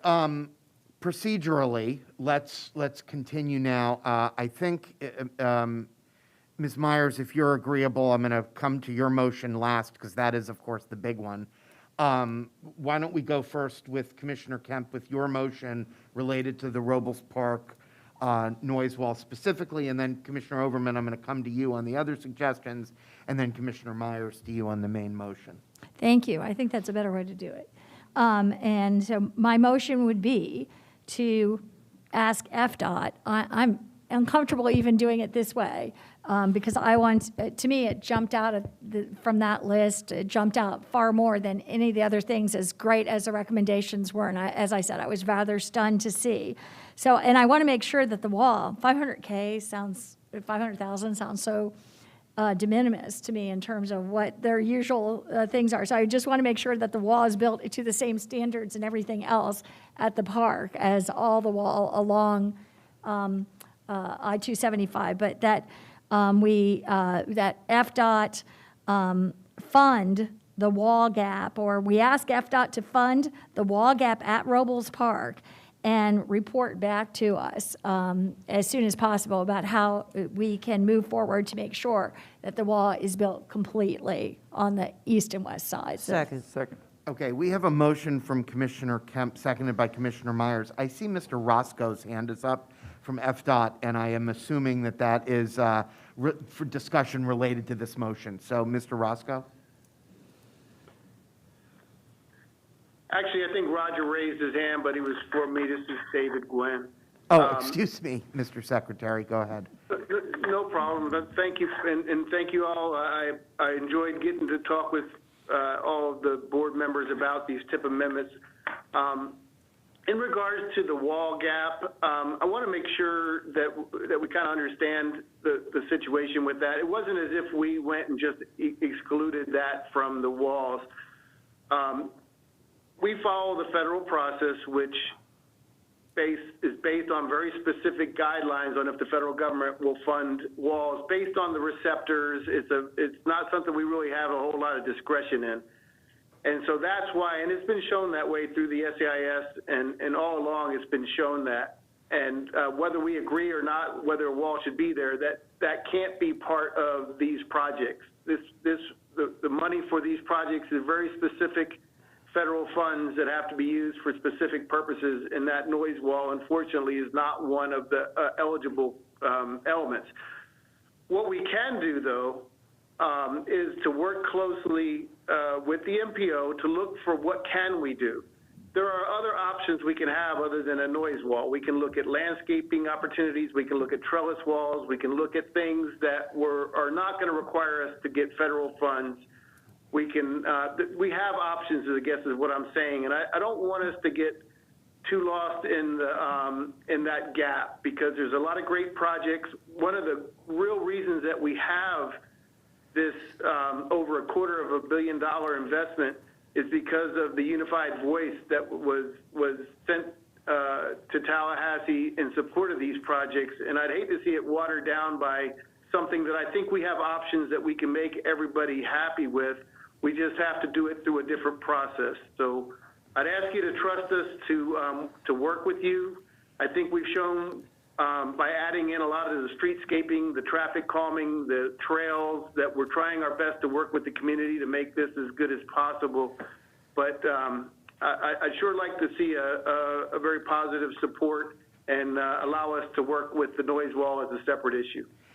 Secretary Gwynn, I'm going to recognize a few of the commissioners here that have their hands up, but I just want to be clear. I think that the reason we separated this motion was so that it isn't with the main motion on the tip, but at the same time, the board can express its desire that you all do this, that you all do this noise amelioration on Robles Park. And I'm going to recognize first Commissioner Overman and then Commissioner Kemp. If you have questions for the Secretary on what exactly he's saying, and I'll come to you, Mr. Dingfelder, and you, oh, no, okay, thank you. Go ahead. Thank you, Secretary Gwynn, and I recognize the expertise you have in your office for finding money for projects that you find us to need as a priority. So while it may not necessarily be a federal funding mechanism to achieve the motion that is on the floor today, I have great confidence that you'll be able to find through other methods or grant funding, given the focus of resilience and the need for public health. We do call them noise walls, but they also offer an important public health protection, and finding the data to support that funding, I'm sure, can be found. So while we don't want to jeopardize the tip moving forward, I think making the motion separately, as we are considering, would help not only, the state and as well as other partners in this resiliency effort and sustainability effort and equity effort to find the funding to be able to protect that area of the city that is in need of being protected. And a noise wall, as we call it, does more than just noise. So I think the motion today can make it very clear that we can find additional funding to support the motion to have the wall be continuous rather than have a break at the park. Commissioner Kemp. I would be very disturbed if it would be of any less quantity, any less quality than the wall that is planned for the other parts. As I said, I mean, I would have really, and I know I asked about this because, and I asked about it repeatedly, and I'm not saying, I'm not making, disparaging the FDOT due to this, that this wasn't there, but I was extremely concerned about this in particular because we know in Seminole Heights that this has been an issue. I was an aide to Kathy Castor back in 2004, and we had people coming from Seminole Heights to the MPO meetings, at the time the MPO, now the TPO meetings, asking about a wall being put up at that time. So to think that we would move forward with a project that would seek to put more traffic in this area and have greater environmental impacts, I'm actually very surprised that in NEPA that it could possibly be allowed to not have a wall there. And as much as it provides some sound barriers, and especially, I mean, this is probably to say at this point of the roadway that we wouldn't be providing the same quality of wall and with the same kinds of protections from noise, but also air pollution is very, in particulate matter, when there's so high impacts there as far as asthma and childhood asthma, cardiovascular disease, the kinds of things that watershed air quality studies are showing now, and the protections that the walls will provide. So I would want to know that there will be the same quality of wall, not a different kind of, a different kind of solution for this one neighborhood. I think it would be very disturbing if that were the case moving forward. So I just want to clarify and make that clear where I am with that. Let me call, I have Councilman Dingfelder and then Mr. Lopano has his hands raised as well. Thank you, Mr. Chairman. Mr. Secretary, I appreciate your comments, and I know the federal regulations are stringent on what they can and can't do, what we can and can't do. But my question, Mr. Secretary, is specifically, you seem to emphasize federal money. Is the limitation applied to state money as well? No, well, one thing, just as a point of order, I guess, the Robles Park area that we're talking about here is not within the limits of what you're voting on today. It's in a completely separate project that's being constructed now. So it's not really even associated with these TIP amendments. This is in a separate project. There are several ways that we could fund the noise wall. We cannot fund it as part of this project. We just can't. It's not possible. Could other funds be used? Yes. We could talk with Beth about using SU funds. There are SU funds. You can reprioritize SU funds.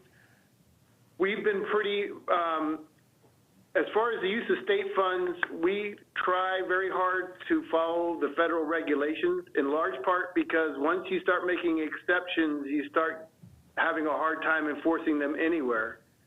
But we're willing to talk with Beth about ways to reprioritize some of the money to do the noise walls. However, I'd encourage you to keep an open mind of other opportunities and other treatments that we can fund with state dollars that may not be exactly a noise wall. And in fact, the noise wall is going to be going in front of parts of Robles. It's only a small part of it that it's not. And it's unfortunate that it's not. I'm not saying that everything makes logical sense, but we do have to follow the federal guidelines. But there are options where we could use state money. If we wanted to build a actual noise wall, we probably would have to reprioritize SU funds to do that. If we wanted to do some other things that I think, if you have an open mind to look at them, that could serve the same purpose, we could use state funds. Mr. Dingfeld, you got a follow-up? Yeah, just a quick follow-up. Thank you, Mr. Secretary. Appreciate your open-mindedness to explore this with Ms. Alden and Ms. Kemp. If we get back to your motion, maybe you should request staff and the secretary to come back with a time certain, 90 days, 60 days, 90 days, whatever, with a report on this issue. Clearly, it's not germane specifically to today's TIP amendments, as the secretary indicated, which is all fine and good, but that doesn't make it not important. It is important. And so we'll just keep plodding along until we can figure out how to do it. I'm not that thrilled, Mr. Secretary, talking about planting trees and that sort of thing. I really don't think it has the positive impact that a quote wall would have. Thank you. And Commissioner Kemp, I'll come back to you once the discussion's completed if you want to tweak your motion in any way. Mr. Lopano. Thank you, Mr. Chairman. I just wanted to say, and I agree with Councilman Dingfelder, this sounds to me like something that we should ask the Florida Department of Transportation to evaluate and come back to us. I don't know how we can mandate the size or scope of the wall that we want to get built without having engineering reports, without having a study done. I don't see how we can mandate that from this room on this day, A. B, we got $250 million worth of projects in front of us, and we're spending like an hour on this, which I agree it's important, but let's put it in perspective if we can, and let's get through this. Thank you. All right. Is there any additional discussion on this motion? Commissioner Kemp, I'll return to you if you want to just address what Mr. Dingfelder said, perhaps, in terms of maybe a report back. Well, I don't know what it would take for FDOT to report back, but I mean, I think maybe at least we could get an update in 90 days. I initially thought that the wall was part of what we were funding today, and it's certainly a part, though, that I know I've been focused on for quite a long time, and it was part of a large discussion. I think a really important one as we move forward. So I'll just reiterate my motion, and I do want to see a wall. I just think it's important to have the same quality and protection in terms of the wall that is put up at Robles Park as everywhere else along the interstate where the construction is taking place in order to bring more cars in, and it will have more impacts. So I like that, and maybe we can have an update in 90 days to find out where this is. Second. All right. I believe Commissioner Myers, you had seconded the motion. Is that, or Ms. Overman, excuse me. All right. Well, with that, let's vote on this motion, and then we'll move on to the two that we have left. All those in favor, please indicate by saying aye. Mr. Lopano. Aye. Yeah. Can you tell me what the motion is? Go ahead, Yes. Ms. Kemp, if you restate your motion. To ask FDOT to fund the wall gap at Robles Park with the same quality as the wall that is everywhere else, and to report back to us in 90 days with an update of how we can do this. And to be clear, this is a separate motion from the approval of the TIP itself. Okay. With that, I think on all these, we should do a roll call vote. Commissioner Cohen, Yes. Commissioner Kemp, Yes. Commissioner Overman, Yes. Commissioner Myers, Yes. Commissioner Smith, Yes. Sherry Donahue. Joe Lopano, Yes. Board Member Williams, Yes. Charles Klug. Karen Kress, Yes. Commissioner Kilton, Yes. Councilman Maniscalco, Yes. Councilman Citro. Councilman Dingfelder, Yes. and the motion passes 14-0. Okay, thank you very much. All right, Commissioner Overman. Okay, in light of the recent discussion, in the TIP amendment are suggestions from the TAC and CAC.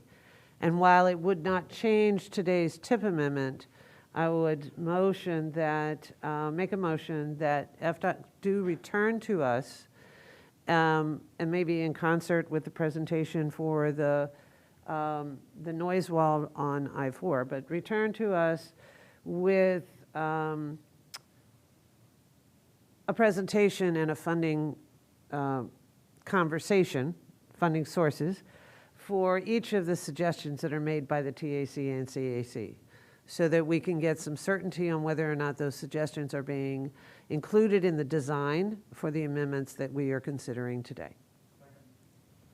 Okay. We have a motion from Commissioner Overman, seconded by Councilman Maniscalco. I don't see any discussion on that motion. Can we please have a roll call vote? Commissioner Cohen, Yes. Commissioner Kemp, Yes. Commissioner Overman, Yes. Commissioner Myers, Yes. Commissioner Smith, Yes. Sherry Donahue, Joe Lopano, Yes. Board Member Williams, Yes. Charles Klug. Karen Kress, Yes. Commissioner Kilton, Yes. Councilman Maniscalco, Yes. Councilman Citro. Councilman Dingfelder. And the motion passes 14-0. Chair, Chair's point of order, the suggestions are listed specifically in page 42 of today's presentation for reference. Thank you. All right, we are now back to the main motion, which it was offered by Commissioner Myers. I believe Commissioner Overman was the second, but that's correct. Is there any discussion on the main motion? And the main motion is to approve the TIP amendments for the Westshore Interchange, the Downtown Interchange, and the Traffic Congestion Management Technology. Commissioner Kemp. Only to say this, and it's been said before, but I think we're very pleased with the project as it ended up, and I appreciate Secretary Gwen for the work that's been done. I think it was important to do this minimized downtown interchange project. We saved hundreds and hundreds of homes from being taken down with this project. I think it was really a long process working with this community to do something very, to do the best project, the most efficient project, the project that would keep us the safest and move the traffic, and really look at the impacts on the community. So I really appreciate, because I know that Secretary Gwen and FDOT have worked not only with the Westshore part, that I know Westshore has gotten lots of support. There's been lots of support in that community, but also the downtown interchange part of this. And I would like, in particular, I'm very pleased about the traffic management, the smart technology, as they designate it. It sounds a little smarter than the other smart technology that we've had this time, particularly the signalization for bus that I hope will be happening on Florida's and Nebraska Avenue, that we can maybe, I understand that that's been there, but not really operative in some way for some time. So I'm very, very pleased about that, and pleased about some of the improvements that are happening, in particular in those parallel, important arterial streets. And to Commissioner Kemp's point, the downtown work, I think is overwhelmingly supported by what the public showed it wants to see, which is a less extensive rebuild than was initially suggested, but still one that improves traffic flow and safety in the area. And, you know, to Commissioner Smith's earlier point, I think that a lot of us, our enthusiasm for these projects was pretty palpable when the announcement was made. Perhaps our enthusiasm got the better of us as we went into this. But the reason is because this is going to be transformative. It's going to be transformative for the airport, for people that commute over the Howard Franklin Bridge and go through the Westshore Interchange, and hopefully it's going to make a big difference from a safety point of view as well. So with that said, we'd like to ask for a roll call vote on the main motion, which it combines all 14 of the tip amendments. Commissioner Cohen? Yes. Commissioner Kemp? Yes. Commissioner Overman? Yes. Commissioner Myers? Yes. Commissioner Smith? Yes. Vice Mayor Donahue? Yes. Joe Lopano? Excitedly, yes. Board Member Williams? Yes. Charles Klug? Yes. Karen Kress? Yes. Commissioner Kilton? Yes. Councilman Maniscalco? Yes. Councilman Citro? Yes. Councilman Dingfelder? Enthusiastically, yes. And the motion passes 14-0. Yay! Thank you very much, everyone. We do have some more business to conduct this morning. The next item is the letter on rapid flashing beacons at crosswalks, and I believe Gina Torres from the TPO staff is here to present on that item. Yes, good morning. I'm not using slides for this item, but there is a picture in the folder if the meeting organizer has access to pull that out, but you all can just look at me. A rectangular rapid flashing beacon is a traffic control device designed to increase driver awareness of pedestrians crossing roadways at marked mid-block crossings or uncontrolled intersections. And the beacon consists of a rectangular shaped amber LED, and it's installed below some pedestrian warning signs. These are much cheaper to install than hawks. Those are high intensity activated crosswalks. Those use mast arms and they extend across the roadway. You may see those on multiple lane roadways. Generally, an RRFB costs about $20,000 per installation, and a hawk is in the range of $200,000 to $300,000 per installation. In Hillsborough County, we have about 170 RRFBs. Pinellas has over 300. You might have seen them if you go to the beach. They're on Gulf Boulevard and other places. RRFBs are proven to be effective. Motorist responses at crosswalks increased from 18% when there wasn't one there to 88%. So motorists responding to pedestrians crossing and activating that. So it's got a proven safety record. They've reduced fatalities by 47%, which is why FHWA has identified RFBs as one of their spectacular 7. That's at least what, you know, we like to call it in bicycle and pedestrian planning. So they're really effective and they're supported by, you know, the federal government. And locally, we've seen at Fletcher Avenue, which has several of these, and of course, other safety measures that were included in that complete street design. But there was a reduction of 46% of injury crashes and 60% reduction in fatalities. So unfortunately, there was a heartbreaking fatality that happened, which is why the legislature wanted to take some action. But you know, the truth of the matter is we don't really know how many scores of lives were saved because of the RRFBs.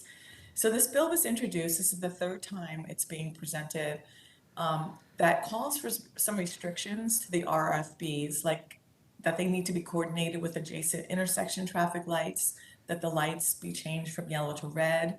And then if not, there's a mandate in the legislation that requires the local agencies or the state to remove those. The changes that are being suggested are not likely going to be approved by the feds, so it won't be able to be updated into the manual uniform traffic control devices. So then the removal will end up being really expensive and more so dangerous. These are really effective tools in our toolkit.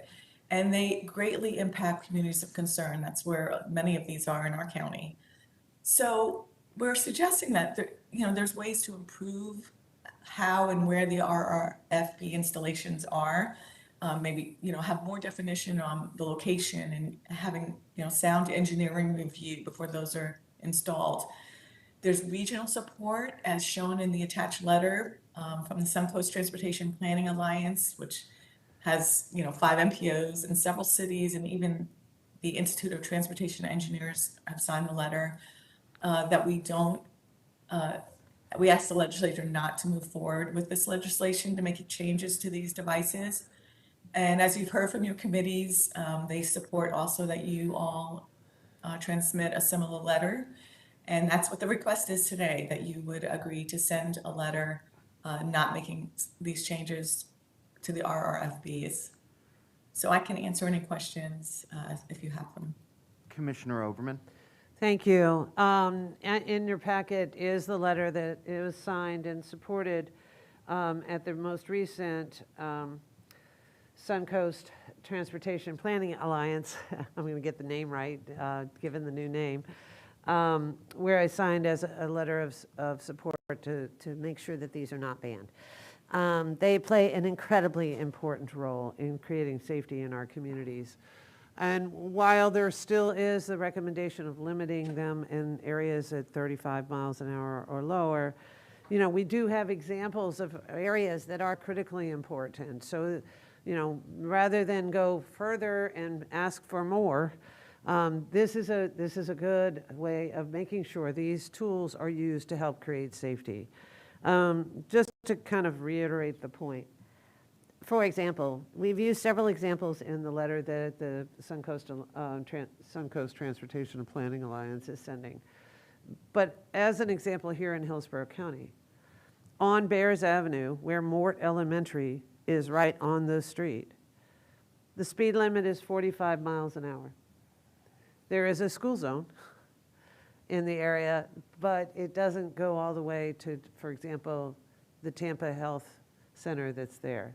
And they were so excited about having the health center be so close to the school that it would facilitate making sure that children and parents had access to health care. So, my thought would be these would be permittable in areas, regardless of speed, where there's a 2-mile radius protection zone that the state has now required children to walk to school. So when we're looking at policies, looking at tools to make sure they are permittable in an area becomes a priority. So I'm very glad to see this. This is a great start. I think we have more to do, but what we want to do is protect these tools because they are critically important to the safety of our children and our communities. Do I hear a motion to move And this? I'd like to move approval to have a letter sent from our local TPO supporting the use of these beacons. Second. Okay, we have a motion from Commissioner Overman, seconded by Mr. Lopano, and I think Councilman Maniscalco as well. Are there any other comments on this before we vote on this motion? Councilman Dingfelder. Thank you. Question kind of to Beth and staff in regard to education. I think a critical component of this is educating not only the driving public, but the walking public, including tourists and stuff, about, the safe way to use these. I see them very effective, not only in Hillsborough, but over at the beach. And so I'm wondering, Beth, do we know much about, any sort of educational campaigns that are going hand in hand with these construction of these? Gina, do you want to respond to that? I'm happy to talk about it, but Gina may know more details. My initial response would be just noting that Qatar was asked by the state to do some education. And actually, not only did they do education along Fletcher extensively before that project, and also I think on Bush Boulevard, they also hid behind locations after and did some after observations about how pedestrians and the drivers behaved. And it was really impressive that both were accurate. But there's ways to that, that takes time and effort to do that kind of outreach, and they did. And then there's other ways. They posted pamphlets. There was even chalk on the ground near the RFBs that said, you know, push the button here. So there's different things that can be done. Beth, what were you thinking? Mr. Chairman, So I was also thinking about to the driving public, because I think that's a little confusing, you know, in terms of exactly how you're supposed to handle that. And do you stop? Do you slow down? Do you look both ways and make sure the pedestrians are have all passed, et cetera? I was thinking about public service announcements, just more of a mass campaign as well. But go ahead, Beth. I'm sorry, Mr. Chairman. Well, I think one of the things that's been really beneficial with the recent installations is that there's been actual signage on the roadside that gives direction to the drivers. There's also, you know, a little sign at the pedestrian push button that alerts the pedestrian check that traffic has stopped before you step out into the street. So I think we're getting better at making sure that people understand what this new tool is. Yeah, Commissioner Overman. In that order, I'd also like to make sure that we develop a strategy of reaching out to our delegation and to our state leaders so that they understand why it's so important. And that may be a very effective way of educating the state legislature about how critically important this is to the safety of our citizens and residents. So I think that if the education campaign does do that, I think making sure that our legislative support teams from each of our jurisdictions are aware of how critically important this is and make sure they get a copy of the letter of support. Thank you. And seeing no more discussion, can we have a roll call vote on this motion, please? Commissioner Cohen? Yes. Commissioner Kemp? Yes. Commissioner Overman? Yes. Commissioner Myers? Yes. Commissioner Smith? Yes. Vice Mayor Donahue? Joe Lopano? Yes. Board Member Williams? Yes. Charles Klug? Karen Kress? Yes. Commissioner Kilton? Yes. Councilman Maniscalco? Yes. Councilman Citro? Yes. Councilman Dingfelder? Yes. Motion passes 14-0. Thank you very much. And we are going to move on to our final action item, UPWP amendment. Allison Ye and Amber Simmons from the TPO staff will present on that item. Good morning. Good morning.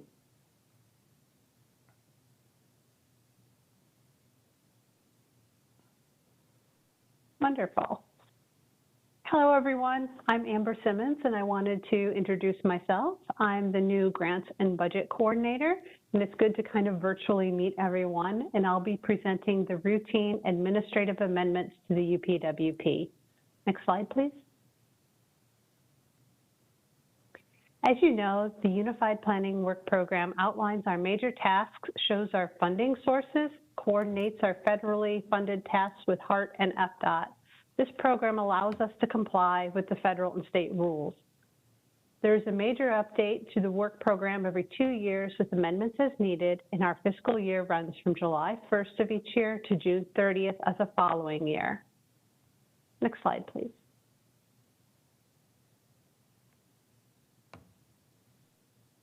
There are some routine administrative adjustments to the FHWA Surface Transportation Block Grant that were made to align with project schedules and work activities, and minor adjustments to the FTA 5305 grant. There's an addition for a small State Transportation Innovations Council grant, or STIC, and a text modification to allow a coordinated rail planning and priorities workshop. Next slide, please.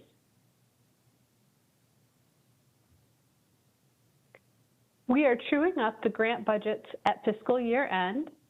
The Surface Transportation Block Grant, there were shifts of funds from Task 3 to Task 2 consultant services to align with our project schedules and work activities.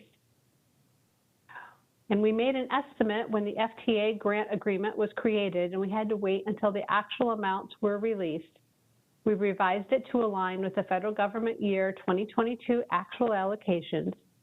Last year's actual available funding was $527,375, and this year is $514,953.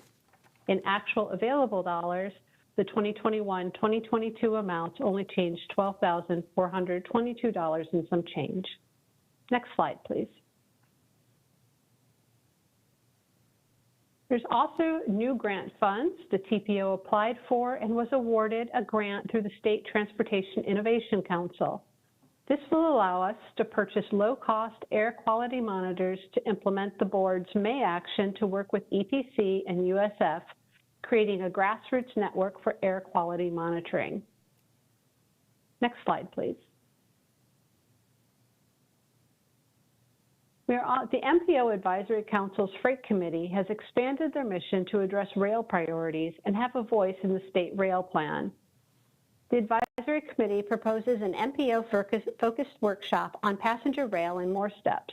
It's typical for larger MPOs to sponsor strategic efforts, and most of the Freight Committee work has been sponsored by Broward MPO. We are proposing $15,000 to assist with this project. There's no impact to other tasks. Next slide, please. Therefore, our recommended action today is to approve the UPWP amendment proposed updates and documentation. And with that, I'd like to thank you for your time and open up for questions. Okay, are there any questions or comments from board members on this item? Second. We have a motion from Councilman Maniscalco to approve, seconded by Commissioner Myers. Can we please have a roll call vote? Commissioner Cohen? Yes. Commissioner Kemp? Yes. Commissioner Overman? Yes. Commissioner Myers? Yes. Commissioner Smith? Yes. Vice Mayor Donahue? Yes. Joe Lopano? Board Member Williams? Yes. Charles Klug? Yes. Karen Kress? Yes. Commissioner Kilton?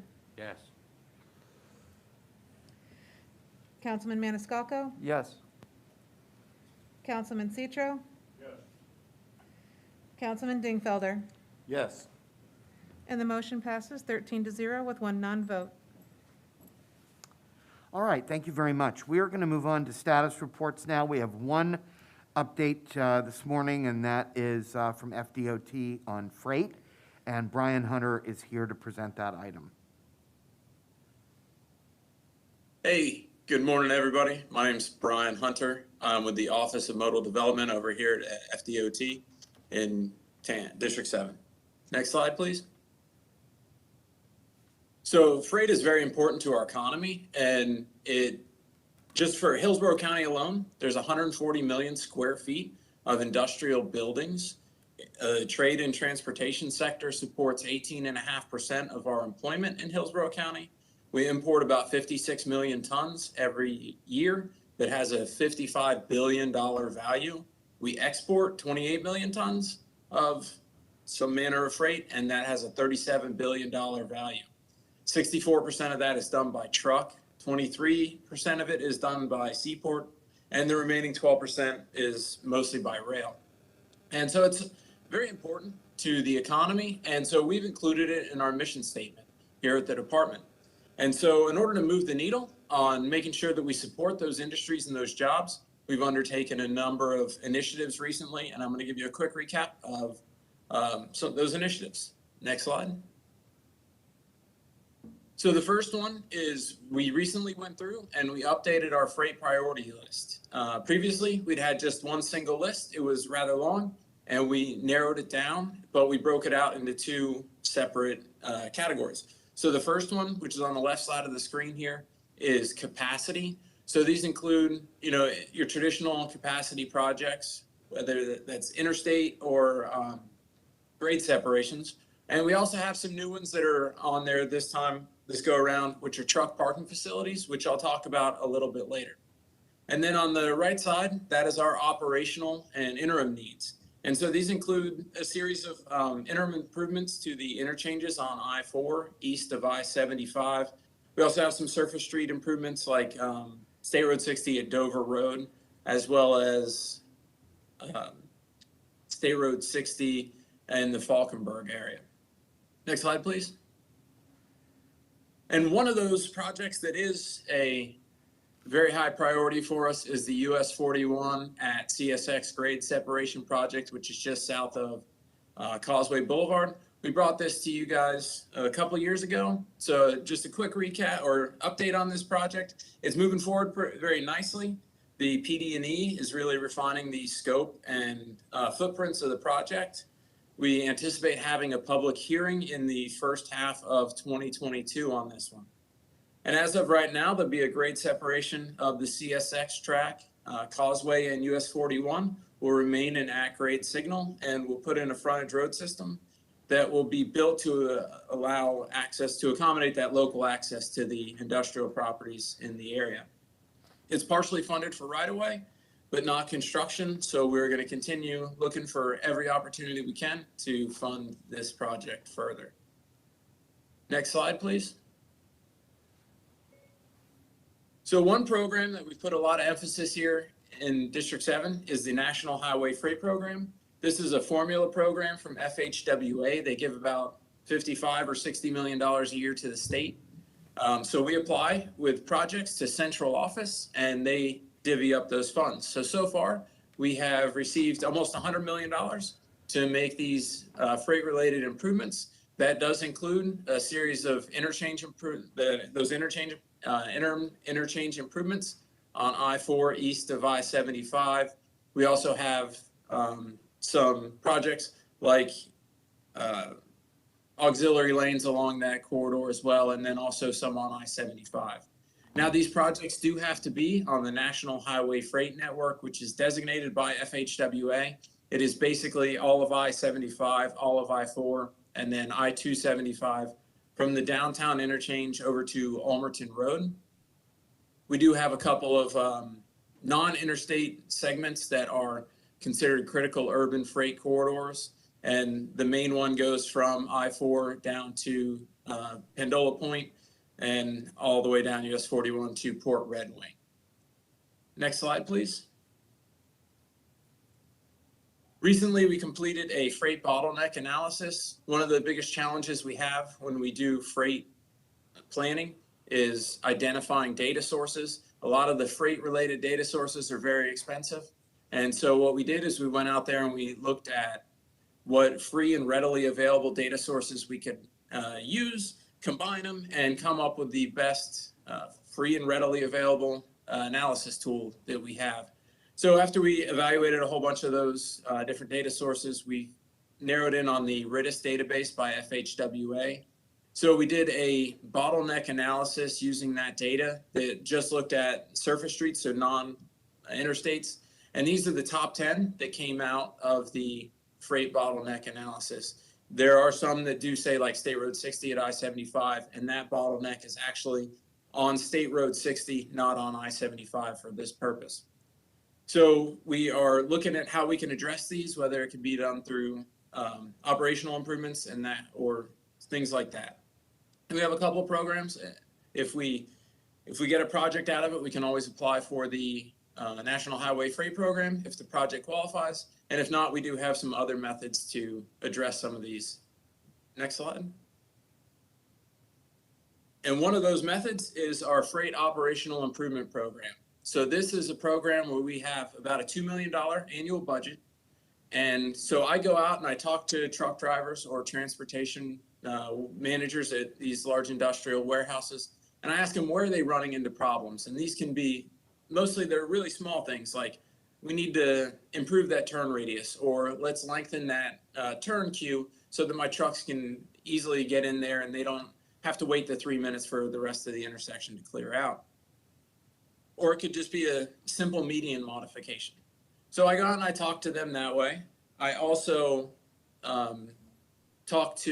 we use the projects that come out of our bottleneck analysis, and we look at these small projects. They're usually around $250,000 or less, and we use a push button design build contract to do this.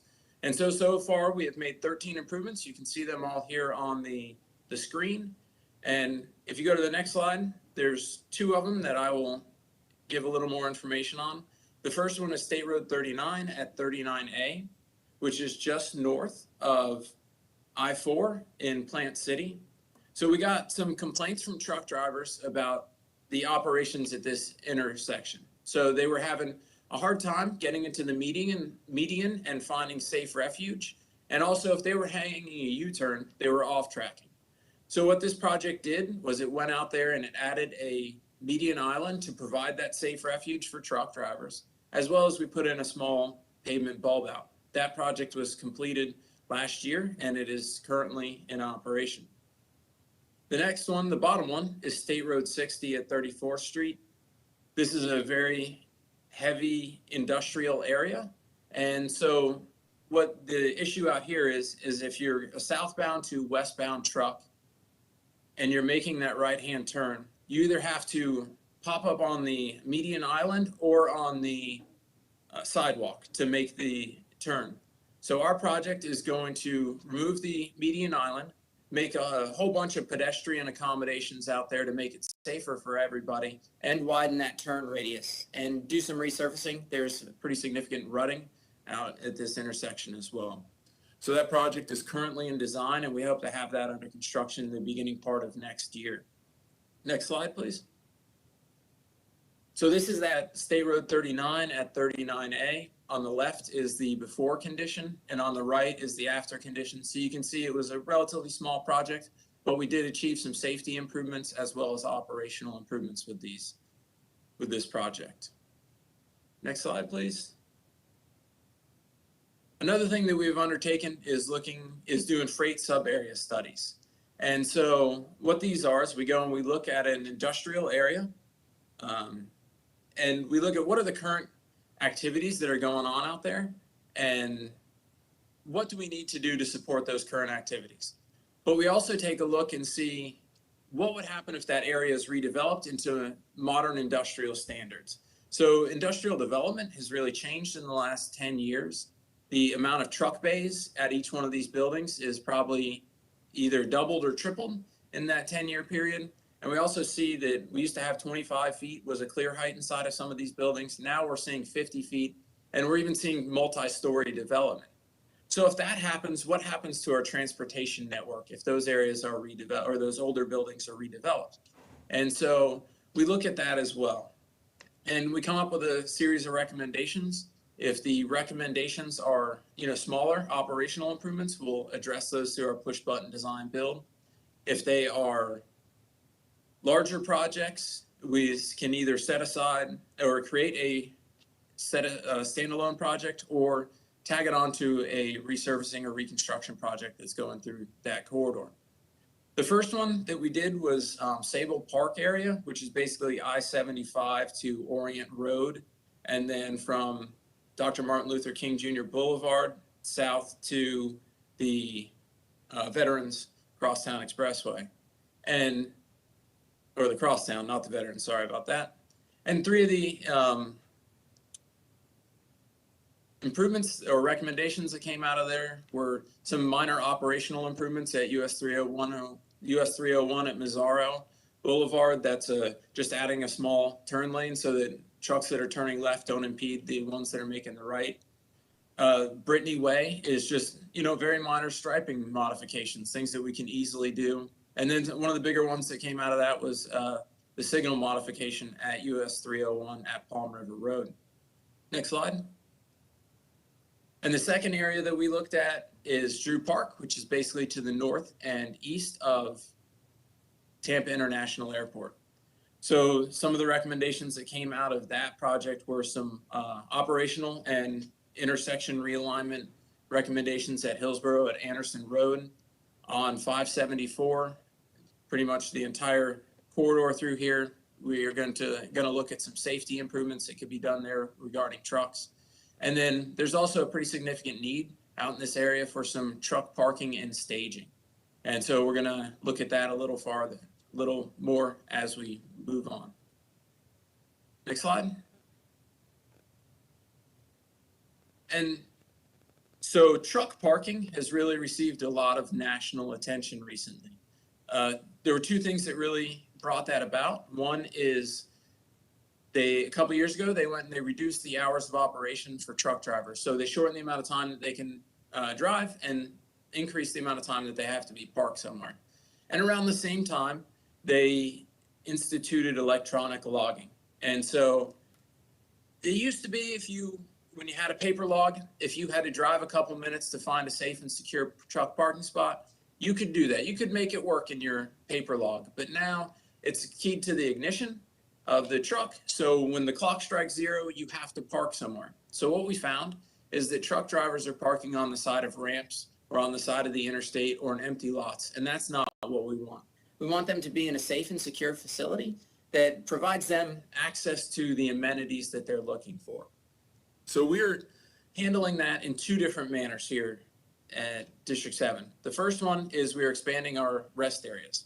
So the 2 rest areas that are on 75 south of Sun City Center, those are being reconstructed and adding truck parking spots down there. We're going to add between the 2 of them about 130 truck parking spots for a total of 200 or so down there. And the second way that we're addressing that is with a brand new standalone truck parking facility that is off of I-4 at County Line Road. And that's what you're seeing on your screen here.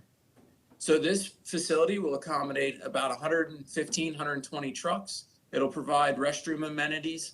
And just to the east of here, there are other amenities that truck drivers are looking for. So there's a couple of restaurants. There's a couple of fuel stations as well. So, and there's a hotel to the south. So they'll be able to access those when they're on that mandatory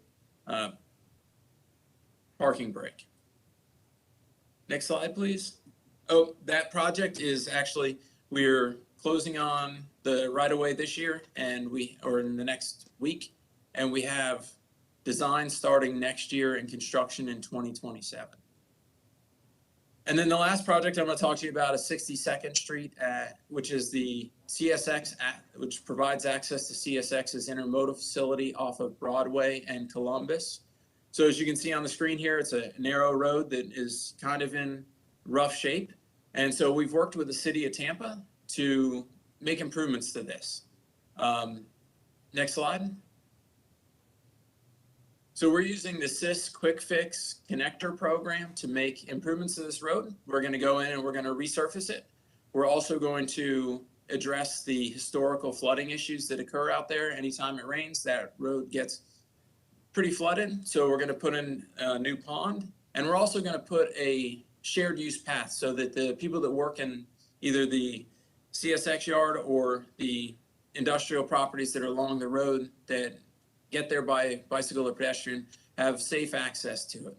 And so this is really a great example of how we can use complete streets to improve the quality of service for all of the road users out there. And that project is in right-of-way acquisition now, and it should be let next year. Next slide. And then I just want to leave you all with a safety message. If you drive a car, you're going to have an interaction with a truck at some point, and they operate and they have different operating characteristics than we do. So please just pay attention that you're not hanging out in their blind spots, which are known as the no zones, and just be safe when you're operating there, and don't make sure that they're aware of your presence. Next slide. So thank you for having me, and if you have any questions, I'll be happy to answer them. Thank you very much, Mr. Hunter. It was not lost on me that in your freight bottleneck analysis, sorry about that. In your freight bottleneck analysis, a few of the items that were in your top 10 list are actually addressed by the TIP amendments that we passed today. So hopefully, some of those bottlenecks will be improved as a result of today's actions. Are there any other, Mr. Klug? Yes, I just have a comment. Thank you, Brian. We appreciate that freight operational safety improvements update. And of course, that's very important to the port. We have 10,000 truck moves a day. And so all these things that you're doing to help improve the safety and operation of the movement of trucks is very important. It increases the efficiency, and of course, the safety is the most important thing for these trucks entering and living our ports every day. Thanks. Thank you. Yes, Ms. Kratz. Yeah, thanks for all the time and attention. You played on that. Interestingly, just on NPR this morning, I heard a segment about the extreme shortage of truck drivers, and they were actually talking about going back to increasing the time limits the drivers were able to drive. So maybe all these new facilities wouldn't be needed. It's on, yeah. Doesn't like me today. And I was curious, you made a comment about removing medians, I think for truck turns, which makes sense, but how would you better accommodate a pedestrian when you remove a median?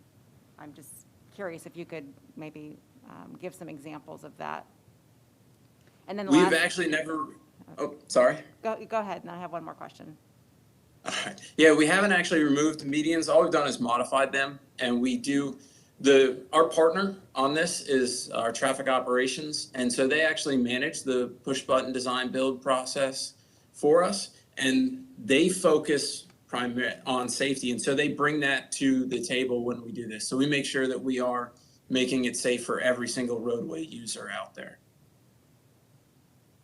Okay, maybe it could come to committees at some point, because I don't know how you remove a median and make it safer for pedestrians.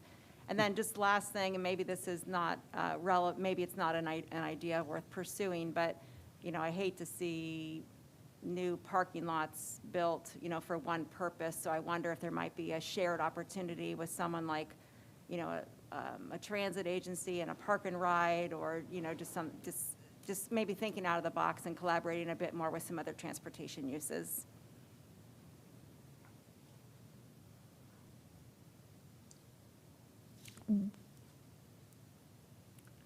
Okay. I don't think we can, was he responding? I can't tell if he's responding or not. No, I was writing that down, Oh, sorry. got it, okay. All right, thank you very much. Commissioner Yes. Kemp, did you have a comment? Yes. Mhm. And one of my projects that I'm always following is the grade separation between CSX and the road at the Causeway area.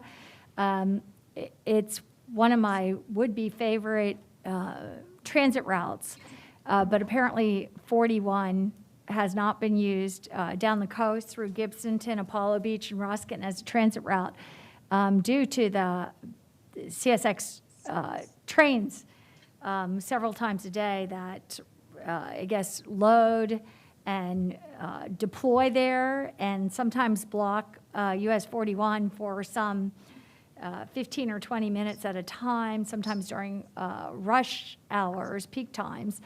And I know that that's the reason the grade separation is a priority project, and I'm looking, I can't, you know, I know it's still years away, like everything, funding and being built, but what I'm wondering about, if you could clarify for me again, because I'm never quite clear on this, where jurisdiction lies, but I understood there's kind of some statutory restrictions in terms of CSX or any rail blocking a thoroughfare road and for a certain amounts of time, and who has that jurisdiction. I remember when there was suddenly some CSX repairs made in downtown Tampa, and no one seemed to know, and it caused some huge confusion about jurisdictionally announcements. So I'm wondering who, for that particular place, which I have had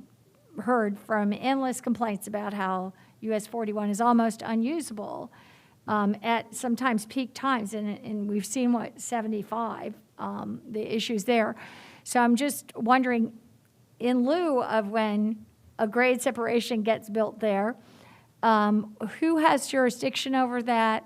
How is jurisdiction enforced? And is there something that can are there statutory limitations to the amount of time the road can be blocked, or how can that be dealt with? You know, unfortunately, that's outside of the realm of my knowledge, but I will look into that and get the information to Ms. Alden. That would be great. I'd very much appreciate it. Thank you. All right, is there anyone else with any questions or comments this morning? I don't see any. Thank you very much, Mr. Hunter, for your presentation. And Ms. Alden, will turn to you. Thank you so much. I just have a couple of items to bring to your attention, and I also do want to thank Brian Hunter for his presentation this morning. In addition to the things that we talked about, the freight and logistics sector is an important source of living wage jobs in our community. And the District 7 staff doing this kind of deep dive into how do we improve access to those employment areas by walk and bike and transit access and make that safe for all users at the same time that the trucks can get in and out safely. It's so important. And so I just really want to give them some appreciation on that. The letter that you all supported last month with comments on the DOT's Strategic Intermodal System Policy Plan, that has been received in Tallahassee, and it was very well received. They are moving forward with some of the flexibility provisions and the requests about looking at context classification and local government plans in looking at the priorities for future roads. They're moving forward with those. They expect to have a draft of that policy plan out in late 2021 or early 2022. But just on the whole, the staff reaction was very positive. And so I'm very encouraged about what happens next with our ability to collaborate with DOT on the strategic intermodal system. We have a workshop scheduled, a regional workshop on planning for rail. That is going to be held at the regular time of the Suncoast Transportation Planning Alliance. So that is scheduled for Friday, December the 10th. And again, we're working with DOT on that. The meeting is scheduled to be at the District 7 office. And we'll have some speakers from DOT as well as coordination from around the region about how to move forward with rail corridors. This comes out of course, our board discussion as well as an action of the Transportation Management Area Leadership Group. We are monitoring the federal funding debate. I'm not going to dig into that really until there is a decision, as I have mentioned at previous meetings. It's still a lot of things in flux. We do have opportunities, hopefully, but we won't really know until the final bill is signed. And then finally, I wanted to give a shout out to a DOT staff person who is retiring, who you might know, and that is Ed McKinney, who did a lot of work on reshaping what came out of TBX and became Tampa Bay Next. And this is going to be the last board meeting that he is participating in. I believe he's in the audience. So just wanted to give a shout out to Ed for all of your work with us. Thank you. Ed, we wish you an excellent and wonderful retirement, and thank you for your many years of service. Definitely echo Ms. Alden's sentiments on that. Is there anyone else that would like to speak at this time? Any comment, Commissioner Kemp? I just have a new business item. Okay. Is that okay? And I just also like to, I know I've spent a lot of time sometimes wrangling and working with Ed McKinney. So we will miss you, and you made a great contribution. So thank you so much. But I did want to, so I have from some information somewhere, which I can't figure out where I had heard or noted this, and I had asked Ms. Alden about it. I understand that under some of the new funding that either has been passed or may be passed, I'm not sure, that there's a plan to run Amtrak trains from Union Station here. It now runs once a day to Orlando and then down through South Florida once a day. So, but this is to increase that to 3 times a day, which I think would be excellent. And I mean, I know people talk about Brightline. It's not high-speed rail. It's just regular rail. It is kind of a luxury rail, but it won't, if it comes, it won't be here for at least 10 years. I mean, that's so. So I've always wondered why we didn't activate Amtrak and make that something that we could use. It's lovely to take it, And, for me, I think it would be a great asset. So I'm very excited about it. But I wondered if we could get more information to either confirm, explain, something to understand that. And actually, if there is, I don't know, if we could write a letter of support if that needs to be, or anything, I think that would be a wonderful, fast, short-term answer to connections. I mean, 4 times a day, and I think we would be there with what we need to a connection to Orlando. So I think that's it's extremely exciting news. Yeah, I see Ms. Cressy with your hand Yeah. up over there. I agree completely, and to add to that update, you might want to hear all the exciting plans that are being discussed for Tampa Union Station as well. They're really working hard on a lot of upgrades there, so. That's great. Union Station's a beautiful preservation project, and as well as a true station that can be used and should be used more. Yeah, I took Amtrak recently to the Florida American Planning Association conference down in Miami. Perfect way to travel. Just to comment on that, the president is a longtime Amtrak rider. Right. And my understanding is that part of this infrastructure bill is the largest investment in Amtrak ever, and I have a feeling that's exactly where this is coming from. So, whatever we can do, I'm in support of Commissioner Kemp. I think I see Commissioner Myers shaking her head as well. This is if there, I know that our own Congresswoman is very much. Congresswoman Castor is very much in support of this, but if there are other federal representatives who we can lobby on behalf of this issue, I certainly think it would be worth our time to do so. So, anything additional? Okay, is there any other comments for the good of the order, old or new business that anyone has today? I don't see any, and I don't see any online. So thank you everyone for your work today, and we are adjourned.